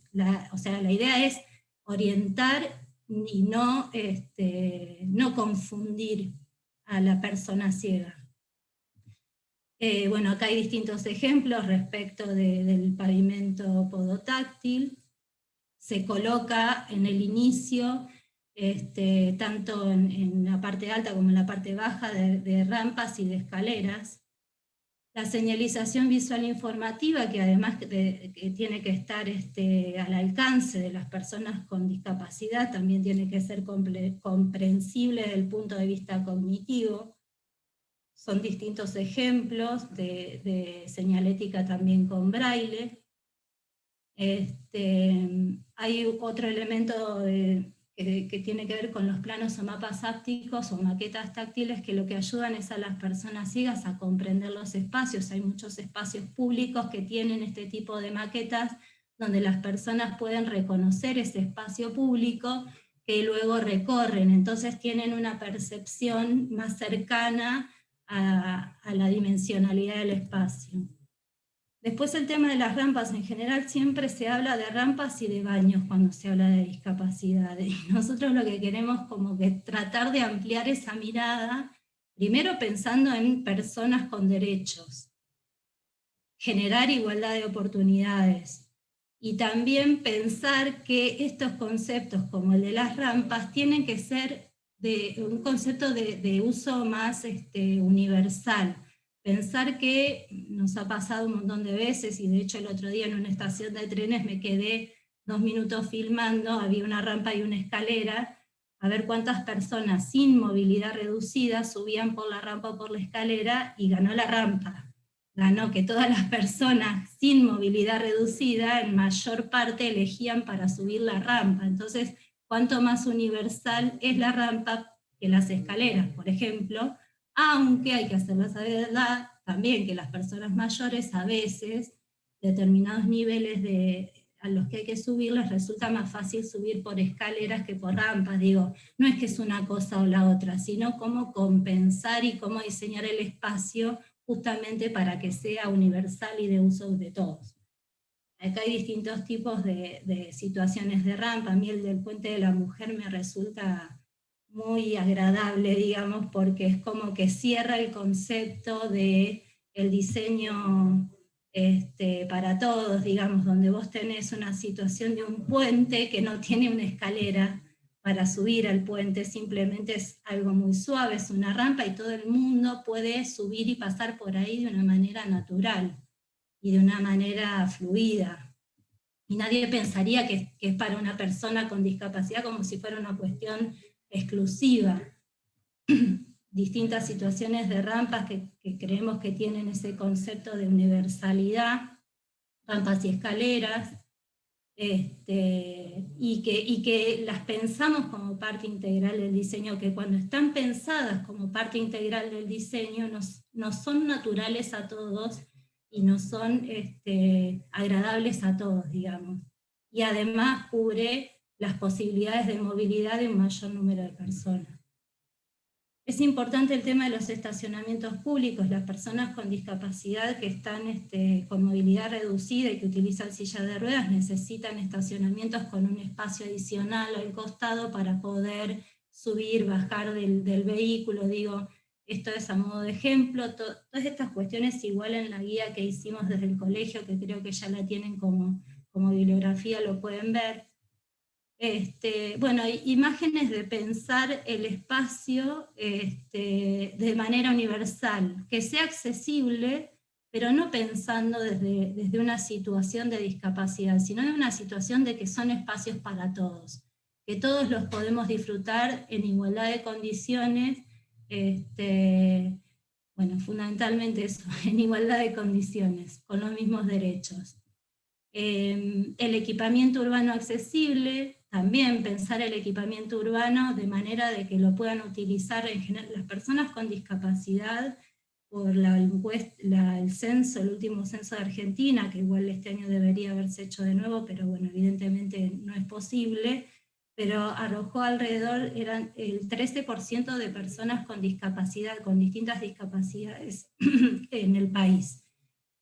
En general se considera entre 3 y 5 personas que están alrededor de esas personas con discapacidad, con lo cual el número de personas con discapacidad y de sus familiares o personas que son parte de su entorno y que requieren de accesibilidad para la utilización de ese espacio, es importantísimo en el país, bueno, y en el mundo más o menos los números se replican. Entonces, tener en cuenta también que las personas con discapacidad se manejan en grupos muchas veces, en familia, con amigos, entonces poder contemplar la diversidad del espacio para que puedan estar las personas compartiendo, por ejemplo, un café, con un espacio para una silla, que se puedan sentar en una misma mesa, o en distintas situaciones de espera de grupo, digamos. Bueno, estos son otro tipo de equipamientos, apoyos psiquiátricos, también nos ayudan a todos en realidad cuando querés tomar un descanso en la vía pública o en determinadas situaciones, para personas mayores, son elementos que ayudan un montón. El tema de incorporar, hablando de equipamiento, no incorporar bebederos que puedan ser que tengan dobles alturas y que puedan ser abordados de 2 alturas y que además puedan con el pie o con la silla ser activados. El tema hablando de las diversidades, hablando de los niños y de las distintas situaciones de movilidad en el caso de los niños, las plazas que tienen incorporados juegos inclusivos, porque también parte del desarrollo y del aprendizaje de los niños tiene que ver con poder jugar todos juntos de la misma manera en los mismos juegos, poder con el diseño dar esa posibilidad a los niños, niñes, y con esto voy cerrando, un concepto que tiene que ver también con paisaje, que yo lo vi por primera vez, no sé si es de ellos, pero lo vi ahí en ese manual de accesibilidad de Chile, que tiene que ver, sería el jardín de los sentidos, y tiene que ver con diseñar espacios que potencien la percepción de los 5 sentidos, que permita reconocer los entornos a partir de aromas, de sonidos, de texturas. Esos espacios ayudan fundamentalmente a las personas ciegas y a las personas con discapacidad cognitiva, y también a las niñas. Fundamentalmente en el caso de las personas ciegas se ubican en el espacio y reconocen los espacios a partir de otros sentidos diferentes, o sea, más potenciados de los que por ahí las personas que podemos ver, muchas veces no nos damos cuenta, pero el sonido de determinados árboles, el sonido del agua, el aroma de determinadas flores, ayudan a diseñar los espacios, los parques, por ejemplo, y ayudan a que las personas ciegas puedan tener una comprensión espacial de ese entorno en el que se desenvuelven. Entonces también pensar este concepto de parques de los sentidos o de espacios de los sentidos, donde a partir de la vegetación y a partir de otros elementos podemos ayudar a las personas a ubicarse en el espacio y a percibir ese espacio y a entender y a ser parte de ese espacio.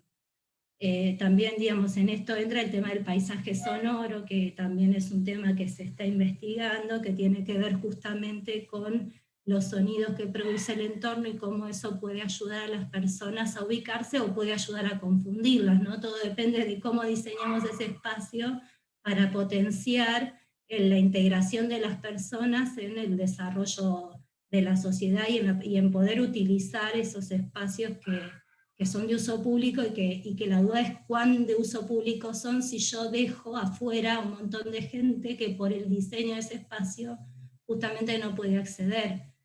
Entonces, bueno, el replanteo de esos conceptos. Listo, muchas gracias.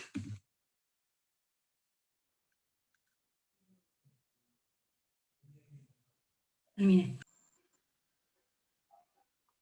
Bueno, muchas gracias, Tania. Perdón si me pasé.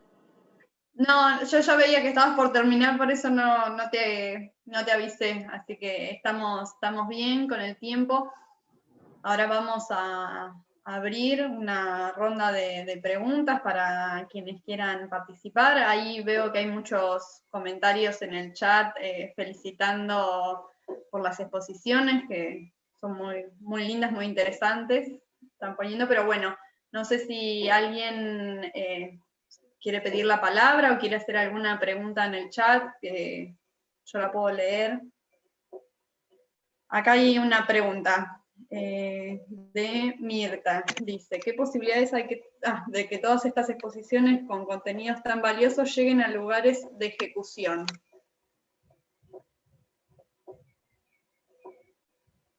No sé quién, hacia alguno o alguna. Yo les puedo contar las actividades que nosotros hacemos desde la comisión del colegio.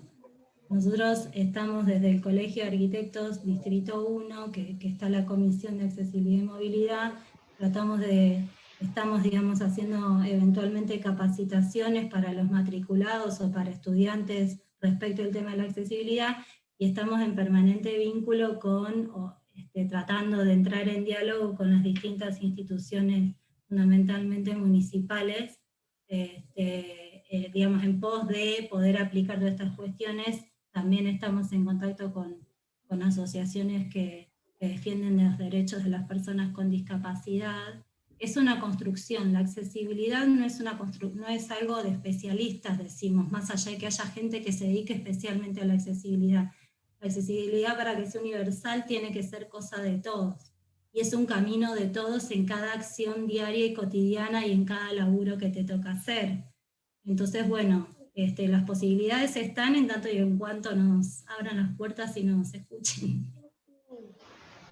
Yo les puedo comentar que en mi caso estamos trabajando en la provincia en el diseño de las áreas exteriores de los jardines de infantes, y que en el caso, por ejemplo, de las nuevas licitaciones de 26 jardines que se largaron ya, salen con criterios de diseño de las áreas exteriores por primera vez en la historia de la provincia, salen con criterios de diseño que tienen que ver con esto que le comentaba. Algunas cositas comenté nada más, por ejemplo, el tema de la sombra, la necesidad de sombra, cuánto de superficie absorbente y cuánto de superficie impermeable, la necesidad de que se vivan las 4 estaciones del año, por lo menos 3 estaciones del año en los jardines de infantes, primavera, otoño, invierno.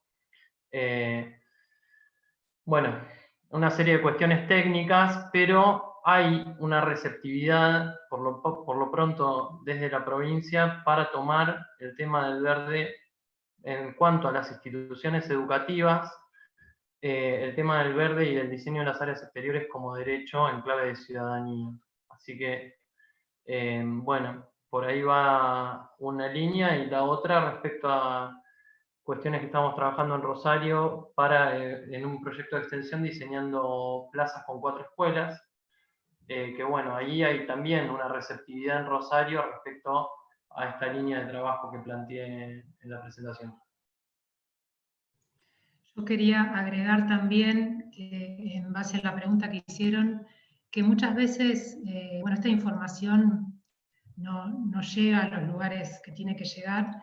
Entonces es importante, digamos, nosotros como futuros profesionales, en donde trabajemos en los ámbitos laborales, también buscar un poco estos datos, estas cuestiones que tienen que ver con, a veces no tienen que ver con datos censales o datos que estén al alcance o a la vista, sino que tienen que ver con cuestiones más cualitativas y con problemáticas, digamos, que atravesamos quienes estamos inmersos en estas cuestiones de desigualdad. Entonces muchas veces hay que ir a buscar esas fuentes, ya sea a una colectiva que trate ese tema, a un jardín de infantes, a una directora de escuela, bueno, a los lugares que se nos ocurran. Nosotras con la colectiva hemos realizado mapeos, ¿no?, de distintas cuestiones que nos han aportado un montón de información muy, muy rica, digamos, que sirve para comprender y dimensionar el problema y que pueda servir para dar respuesta o solución desde el diseño, desde la investigación, desde lo que sea.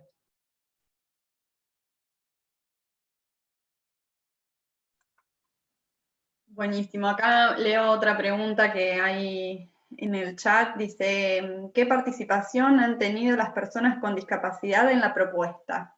Tania, me parece que es para vos. ¿En la propuesta? ¿Qué propuesta? No sé, Hernán, si querés ampliar.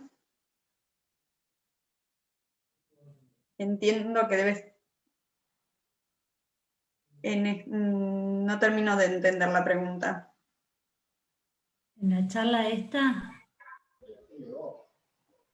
Hernán, ahí está, ya se habilitó. Sí.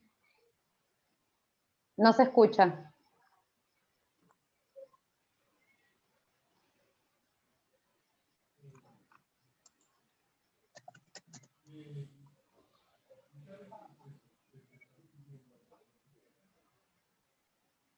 ¿Se escucha muy bajito? Se escucha.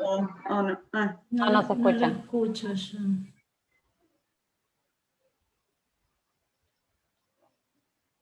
No. Es una lástima. ¿Ahí? Sí, ahí sí. ¿Sí? Bien. Mi consulta es, ¿qué participación han tenido personas con discapacidad en la formulación de esta propuesta? ¿Sí? De la propuesta de realizar esta charla de parte de la cátedra. Porque aquí hay contenidos, ¿sí? Hay utilización de un material que es muy bueno, que es el de Chile, ¿sí? Sí. Es valiosísimo. Y yo como persona con discapacidad que soy, ¿sí? Porque soy sordo, ¿sí? Sí. Soy sordo, usuario de implantes cocleares, y el tema de la accesibilidad no es solamente para las personas con discapacidad motriz. Ni motriz, no solamente, ¿sí? No. La accesibilidad es universal y la convención lo establece plenamente. Y también, por ejemplo, si hoy hubiésemos tenido aquí, por eso mi pregunta de las personas, si hay personas con discapacidad que han participado, si acá hubiésemos tenido subtitulado, por ejemplo, el esfuerzo hubiese sido mucho menor para poder interpretar lo valioso de todo esto. Sí. Es decir, a mí me parece que pensando en la convención, que es una norma supraconstitucional y que debemos cumplirla, así como se debe cumplir la ley de medios de comunicación, ¿sí? Y la ley de medios en su artículo 66 establece todo lo necesario para que todos podamos disfrutar de todo, ¿sí? En cuanto a la comunicación, ¿sí? Sí. Y por otro lado, los códigos de edificación urbana no están actualizados, de acuerdo al planteo que se hace sobre la accesibilidad, sobre todo para personas con discapacidad motriz o personas con dificultades y baja visión. Entonces, mi pregunta iba ahí, apuntando, ¿sí? Porque muchas veces, cuando se habla de nosotros, y hablo de las personas con discapacidad, ¿sí? cuando vayan a hablar de nosotros, no lo hagan sin nosotros, ¿sí? Es decir, sobre la base de lo que dice la convención, porque ustedes hicieron hincapié muy valiosamente en las exposiciones, es decir, la convención está presente en los argumentos que ustedes plantean, ¿sí? Mi aporte era desde ese lugar, ¿sí? De tener en cuenta muchas veces, desde ese lugar que nos parece que tenemos, porque no somos sordos, y hablo por mí, siempre doy el ejemplo de los sordos porque, bueno, puede haber alguien que por ahí se moleste. ¿Por qué no no convocar? ¿Sí? ¿Qué pasa con esto? Hablo desde la experiencia de ser una persona, de haber sido oyente, ¿sí? Haber perdido la audición. Y soy colega de la gente de la Facultad de Agronomía. Estudié en La Plata. Entonces, creo que la mejor forma es de poder, porque esto es interesantísimo, ¿sí? Esto es valiosísimo lo que han hecho. Yo estoy pensando en un montón de cuestiones que a partir de esto se pueden desgranar y se pueden llevar o se pueden multiplicar, ¿sí? Pero si vamos a hablar de discapacidad, incluyamos a todos, ¿sí? Que todos tengamos participación para que podamos de alguna manera tener una vida mucho más serena y sobre todo inclusiva, porque las ciudades parecen ser que son de algunos, no es de todos nosotros. Gracias. Está bien. Claramente es la idea del mensaje. Nosotros cuando organizamos charlas desde el colegio, en general son presenciales y tenemos traductores. A veces está la posibilidad y a veces no está la posibilidad, digo. La idea de esta charla supongo que tiene que ver con hacer un pantallazo de un montón de situaciones y poder presentar el tema de manera introductoria. Y sí, es verdad que una de las cuestiones que tienen que ver con la accesibilidad es la accesibilidad a la información y a las telecomunicaciones, y tiene que ver justamente con la traducción o con el subtitulado, que digamos, está empezando a suceder, pero que todavía sigue siendo por ahí una deuda que tenemos todos en esto de que en cada pasito que damos, poder agregar un poquito más de accesibilidad en todo sentido, no solo en lo físico, del espacio. Gracias. Puedo agregar, te agradezco especialmente, Hernán, de parte de la organización de esta materia. Como siempre venimos diciendo en cada uno de los encuentros que organizamos, aprendemos y lo vamos a incorporar para el año que viene a los subtitulados. También estamos aprendiendo tecnología con este contexto pandémico, entonces seguramente nos va a resultar más fácil hacer eso. Muchísimas gracias por tu aporte. Una cuestión que no la vamos a dejar pasar, pero bueno, claramente aprendemos no solamente de los expositores, de nuestros estudiantes, sino también de la gente que se va incorporando encuentro a encuentro, así que, digamos, muy agradecidos por tu aporte. Gracias. Teníamos también un momento de intercambio en relación a los desafíos y oportunidades. No sé si quieren los expositores ir retomando esos puntos, o seguimos escuchando preguntas, porque por ahí podrían plantear las... Sí, hay gente que... Agustín quiere hacer una pregunta, sí. Buenas, sí, ¿cómo andan? Euge, igual sugiero también por el tema del tiempo, vayamos poniendo las preguntas, pero también a los expositores les digo que cuando consideren adecuado, a partir de las respuestas, podrían ir incorporando esas ideas que habían pensado para la reflexión. Dale. Perdón, Agustín. No, no pasa nada.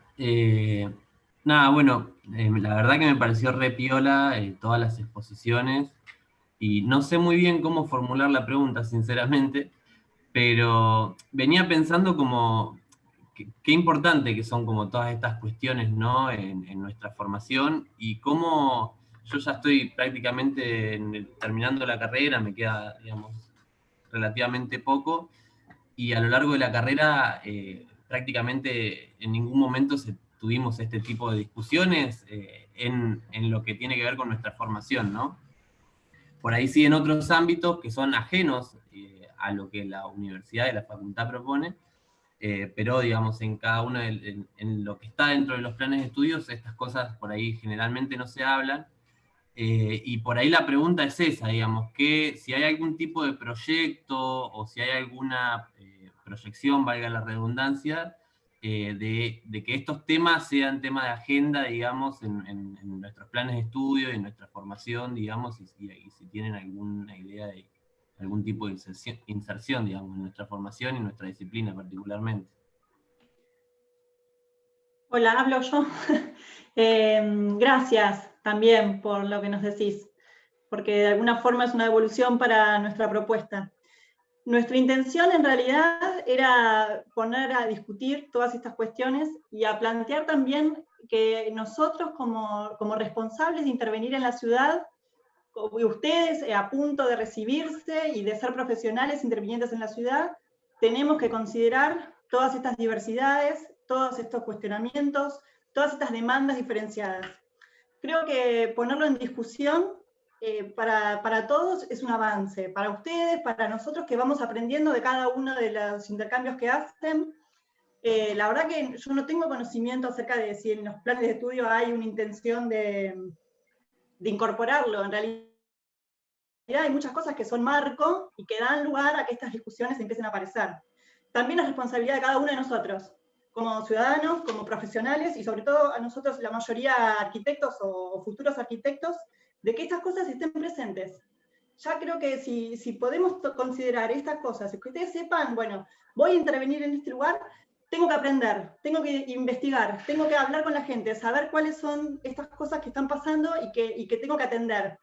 Y me parece que eso es lo fundamental. Después va en cada uno profundizar, más allá de que lo que la facultad te da, que lo nuestro es muy poco porque va a ser un intercambio que durará 2 horas, te queda esa inquietud a todos y nos queda a todos pendientes como para seguir avanzando. Y esa es la idea, ¿no? Poner en juego, estas son las cosas que tenemos que considerar, nosotros somos responsables de esto, bueno, y a partir de eso cada uno profundizará en el interés que tenga. Pero está bueno que aparezcan, por lo menos que las digamos, como títulos, después estudiamos. ¿Sabes qué agrego, Eva? También la cuestión del ejercicio como estudiantes. A mí me parece que el estudiante también tiene un rol importante en la gestión de la facultad. Entonces, ahí también hay un ámbito como para demandar y poner en agenda y poner en discusión estos temas.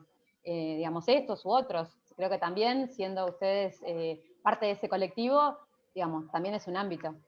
El estudiante como, digamos, sujeto político dentro de la construcción de la universidad. Así que también me parece que es importante reconocer ese lugar y reconocernos como actores importantes en la transformación de esa institución educativa. Así que bueno. ¿Puedo comentar una cosa chiquitita nomás? Respecto de la facultad, a partir de que, por ejemplo, Horacio Morano, que es titular de una de las cátedras, conoció la temática porque también es parte del colegio y nos conoció en esa situación, todos los años o año por medio nos invita desde la cátedra de él a darles también como una charla así introductoria del tema a los estudiantes de cuarto, quinto y final de carrera, como para también él poder dentro de su injerencia, o sea, de su área, empezar también a hacer visibilizar la temática. Yo digo que lo importante de todas las temáticas tiene que ver con que cada uno cuando se encuentra, aunque sea de casualidad con la temática, ¿qué hace con eso? ¿Qué hace después de eso? ¿Cómo ayuda a que eso se difunda o ampliar derechos desde cada lugar que a uno le toca? En este caso Horacio, o Alicia también, que nos conocemos, digo, empezás a conocer la temática y que inserción también puedan acercarse. Eso está bueno. Para que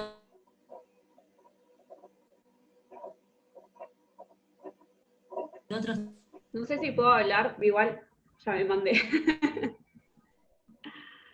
Que es más de lo mismo, que está bueno que nos quede para repensar a nosotros, pero digo, como dijo Agustín, capaz que tenemos ansias de que en esto sí haya como una bajada de línea desde el primer día que empezamos la facultad. en todas las materias, en toda la carrera, en todos los ámbitos.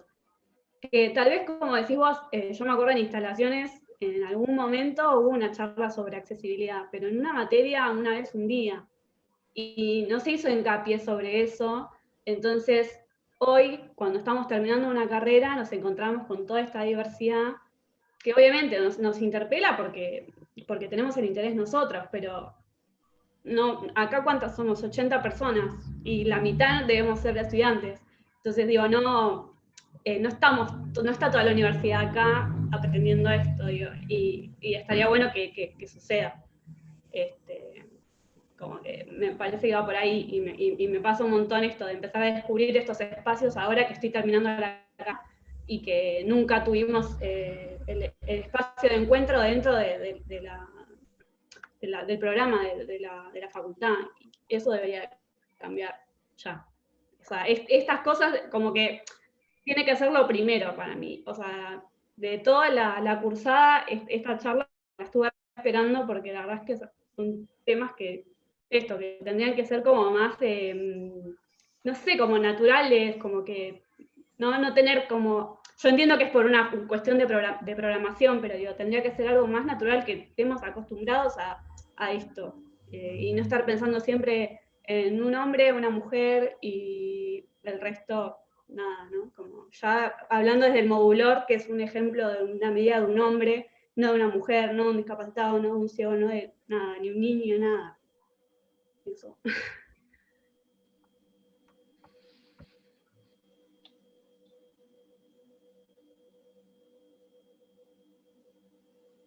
Bueno, gracias, Aranza, por tus comentarios, siempre.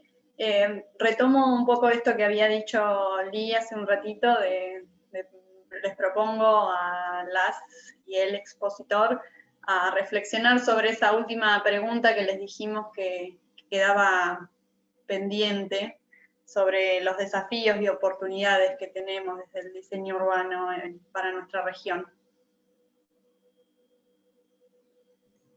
Bueno, tomo entonces, tomo yo primero la posta y bueno, comparto el PowerPoint, es una filmina más. A ver.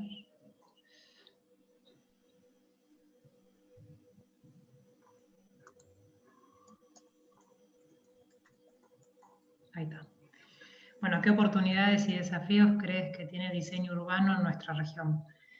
Bueno, primero decir que es súper interesante, acuerdo con los estudiantes, que estos temas son que nos atraviesan y que son sumamente interesantes. Yo hoy también estoy aprendiendo de las exposiciones de Luciano y de Tania, me parecieron muy ricas, y muy bueno también el aporte que hace Hernán también.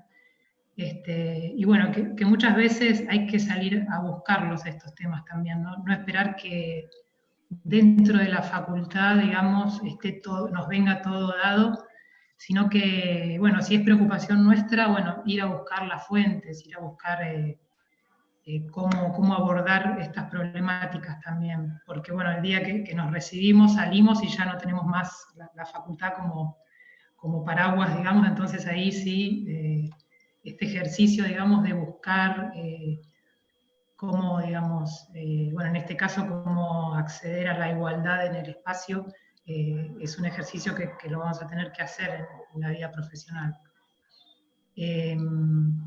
A ver, voy a pasar a la otra, a la filmina. Bueno, acá poníamos como central, ¿no? Como para sintetizar, la accesibilidad, que bien lo abordó Tania, para todas las personas, la equidad en cuanto a los espacios y la participación en cuanto a poder, digamos, a través de la participación poder tomar estas problemáticas que nos van contando distintos colectivos, distintos ámbitos. La proximidad de los servicios públicos, de los servicios urbanos, de las infraestructuras, de los espacios verdes, ¿no? La accesibilidad, bueno, un montón de cosas, digamos, que está bueno poder incluirlas para lograr espacios que no reproduzcan la desigualdad, o sea, espacios urbanos, espacios públicos que puedan ser habitables, que incluyan la diversidad, y que sobre todo pongan, digamos, a las personas en el centro, ¿no? A las personas y a la vida cotidiana, o sea, el día a día en el centro, y bueno, que estén pensadas justamente para nosotras, para nosotros. Bueno, esa es un poco la reflexión final, y acá les dejamos redes de contacto por si quieren visitar nuestra página o mandarnos mails con preguntas o bueno, lo que fuera.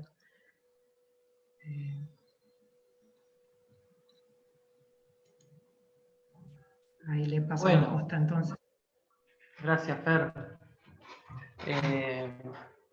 Yo no sé, no lo había preparado esto mucho, pero se me ocurre que por ahí puedo compartir algo que escribí anoche, que tiene que ver un poco con la idea que me anda dando vuelta en la cabeza, que es esto de recuperar un poco de humanidad, ¿no? Y de sentir un poco, quizás tener un poco más de humanidad y de amor a la hora de diseñar, ¿no? Quien diseñó ese playón de caucho, yo me pienso qué pensaba, ¿no? Quien diseñó ese playón de caucho en la plaza de Once. O, bueno, y escribí algo respecto al árbol, que tiene que ver el árbol como derecho. Y me preguntaba si no es el árbol capaz de portar un pedazo material de tiempo en sus anillos de crecimiento, si no es el árbol capaz de sostener un refugio temporal de encuentro entre niños, entre niñas, en algo que se ha dado en llamar la casita del árbol, si no es el árbol portador de un pedacito de otoño cada 21 de marzo, si no es el árbol el que forma parte de ese colchón de hoja suave que nos permite revolcarnos de manera cuidada, si no es el árbol un proveedor de pequeñas ramas para un fueguito temporal que dé cuenta de la extraordinaria belleza de la llama, si no es el árbol capaz de formar pequeños bosques húmedos, silenciosos, penumbrosos, donde se ponga en juego todas las simbologías habidas y por haber, si no es el árbol capaz de dar cobijo y sombra a una lectura compartida de un cuento, una historia o simplemente una charla, si no es el árbol proveedor de frutos comestibles, de la manzana prohibida pero tan anhelada por todos y todas, si no es el árbol una escalera al cielo, como dice Led Zeppelin, o menos poético, un simple elemento para trepar, si no es el árbol capaz de iluminarnos con una floración primaveral de jacarandá que nos baja un pedacito de ese cielo, o una floración invernal de un aromo que nos trae a tierra ese cálido sol en pleno invierno. ¿No es acaso un árbol esos azares nocturnos de los naranjos, o ese olor a pino como pequeñas marcas en nuestra memoria que nos acompañan? Y bueno, me preguntaba si, bueno, una de las tareas no tiene que ver con instalar esto en la agenda pública, ¿no? La necesidad de algo tan básico como un árbol, como un derecho para nuestras infancias. Bueno, lo que vimos un poco en la presentación, creo que hay un desafío de instalación en la agenda pública del tema. Es un tema que está muy maltratado y muy banalizado, como si fuera una cuestión menor. Incluso se le sigue diciendo menores. Y hablar de lo que presentó, bueno, Tania, respecto a discapacidad, me parece que tiene que ver con eso, con representar al otro como una persona y ponerse un poco en lugar de la otra persona. Y eso es una tarea que es colectiva, digamos. No es responsabilidad solamente de los gestores públicos, sino de todos nosotros y nosotras, en cómo instalamos en esa agenda pública un discurso de que no es lo mismo, y no aceptar lo habitual de esa Plaza Belgrano hecha pelota, aceptarla como una cosa habitual, total es lo mismo, no es lo mismo. No es lo mismo esa plaza, no es lo mismo otra plaza, no es lo mismo una plaza enrejada que una plaza que no está enrejada. Bueno, creo que eso tiene como reflexión. Específicamente en La Plata, Berisso y Ensenada tenemos una enorme tarea, muy grande, porque había un retroceso muy grande respecto al espacio público. Creo que el que hace punta de lanza es Ensenada, recuperando espacio público y recuperando algunas experiencias para las infancias, no así La Plata, no así Berisso, y me parece que tenemos una enorme tarea porque hay una tendencia muy, bueno, no me quiero poner negativo, pero nos queda una enorme tarea por delante en la región. Eso.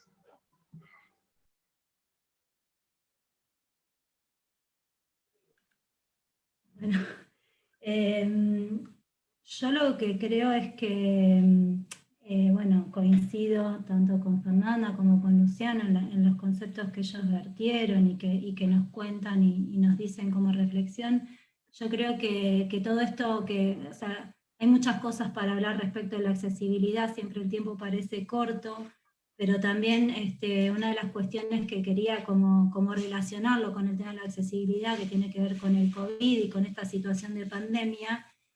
Yo creo que es un momento histórico que todavía no alcanzamos a dimensionar, que no sabemos cómo va a ser el después de todo esto y cómo vamos a evolucionar o involucionar, no lo sé, como sociedad, pero digo que es un momento yo creo, de oportunidad, que hay temas que antes no había una apertura para escuchar o para estar puestos en la agenda pública, y yo creo que hoy la situación de pandemia y de tener que estar confinados y en situaciones de habitacionalidad o movernos en ese espacio público de una manera totalmente diferente a la que durante toda la vida de la humanidad se fue conociendo, creo que nos va a empezar a interpelar, y en ese sentido la accesibilidad, si ustedes ven por ahí los espacios capaz europeos o algunos espacios en Buenos Aires, que son espacios que han resuelto de alguna manera la accesibilidad, son espacios que se transforman de una manera muy fácil ante esta cuestión de distanciamiento social, de generar un espacio diferente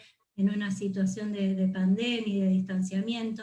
Entonces, que la accesibilidad también, digamos, lo que tiene la accesibilidad es que tiene esa capacidad, o debería tener esa capacidad de transformación de los espacios de manera transitoria o permanente, que nos debería ayudar a que sea más fácil esa transición y esa transformación. Yo creo que hoy están como las mentes más abiertas para escuchar determinadas cuestiones y poner en debate determinadas cuestiones. Quiero traer un comentario cortito respecto de la situación de pandemia y la situación del COVID y del tema de las viviendas y de las villas y de los barrios populares.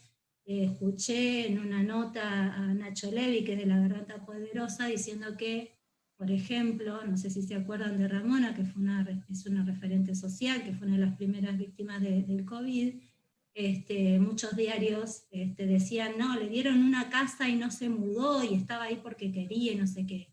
La realidad es que no se pudo mudar porque tenía una hija con discapacidad y no entraba su silla en esa casa.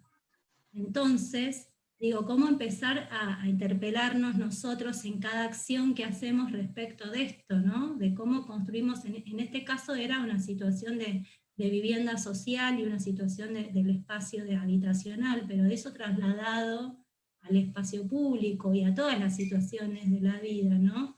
De cómo aportar cada uno desde su lugar a incluir y hacer factible el acceso de más cantidad de personas a los espacios, y que realmente sean espacios de uso público, en el amplio sentido de lo público, y de interacción social y de políticas públicas, digamos, donde digamos, todos podamos participar realmente en igualdad de condiciones. Digo, hoy yo creo que, más allá de que no sabemos cómo todo esto se va a desarrollar, hay una oportunidad de tratar de que se desarrolle bien, mejor de lo que venimos haciendo, ¿no? Creo que esa es la reflexión, y que están las herramientas y que están a la mano, están al alcance, las normativas están, lo que falta por ahí es ponernos más en el lugar del otro, como dijo Luciano, y pensar qué haría yo si, o cómo me gustaría que fuera así, y bueno, eso. Gracias, chicas.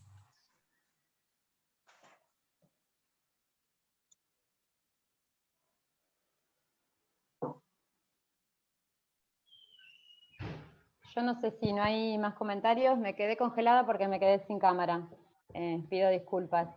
Me quedé pensando en la demanda, reflexión de Agustín y un poco también la de Aranza. Me parece que las exposiciones de los tres expositores motivan estas reflexiones, y creo que también sirven para, digamos, destacar ideas para avanzar.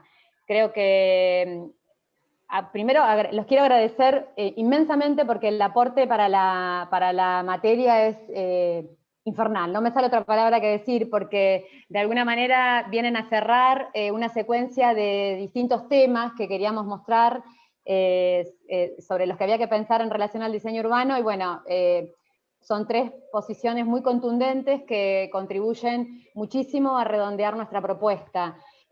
Son como 3 compañeros nuestros que están, digamos, proponiendo parte de digamos, una propuesta compartida. La veo a Eva que asiente con la cabeza, no ven mi cabeza porque me quedé sin cámara, pero bueno, me interesa decir que compartimos ampliamente, y bueno, digo que mis compañeras seguramente piensan lo mismo, pero aparte me llama mucho la atención, o digamos, creo que no me llama la atención, pero sí quiero destacar ante la propuesta de Agustín y de Aranza, y también de Hernán, esto de que los 3 expositores están hablando de ideas muy compartidas también, digamos, que compartimos con la propuesta pedagógica, pero comparten.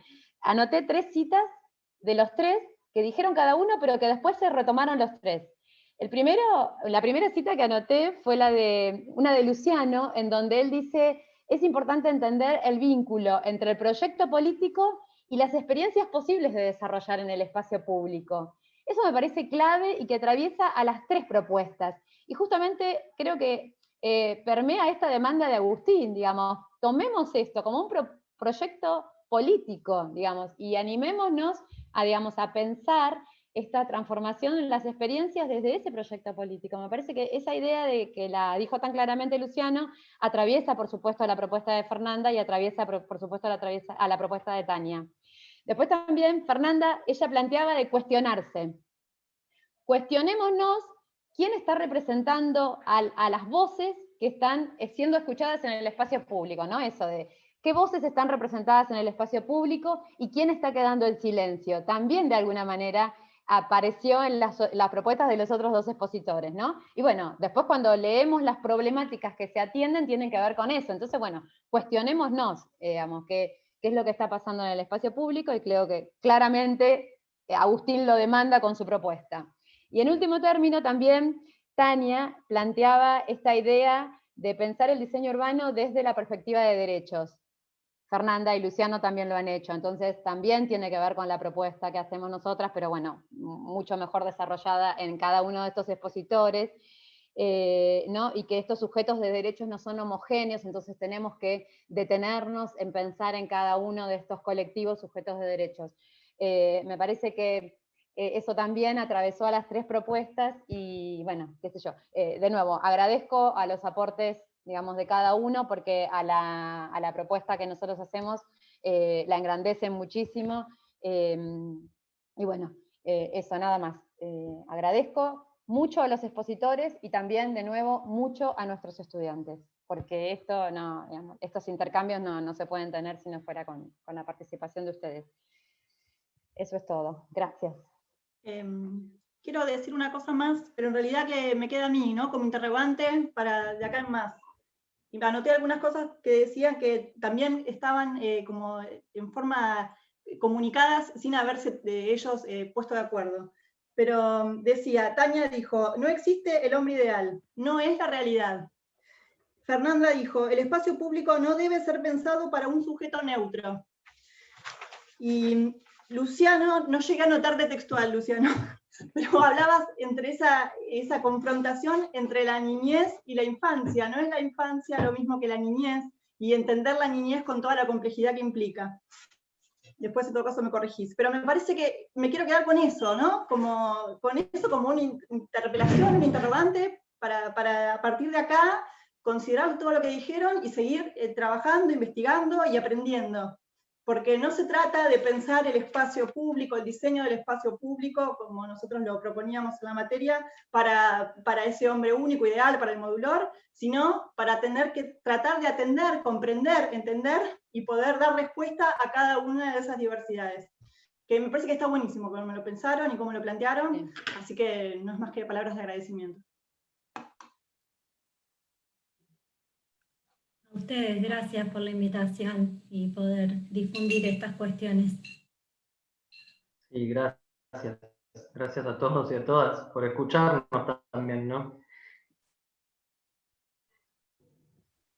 Y muchas gracias también de parte de la colectiva Lo Extensivo y bueno, creemos que son espacios sumamente importantes para construir ciudadanía, para debatir, para aprender, para aportar, así que bueno, muchas gracias, la verdad que es muy, muy interesante. Gracias a todos.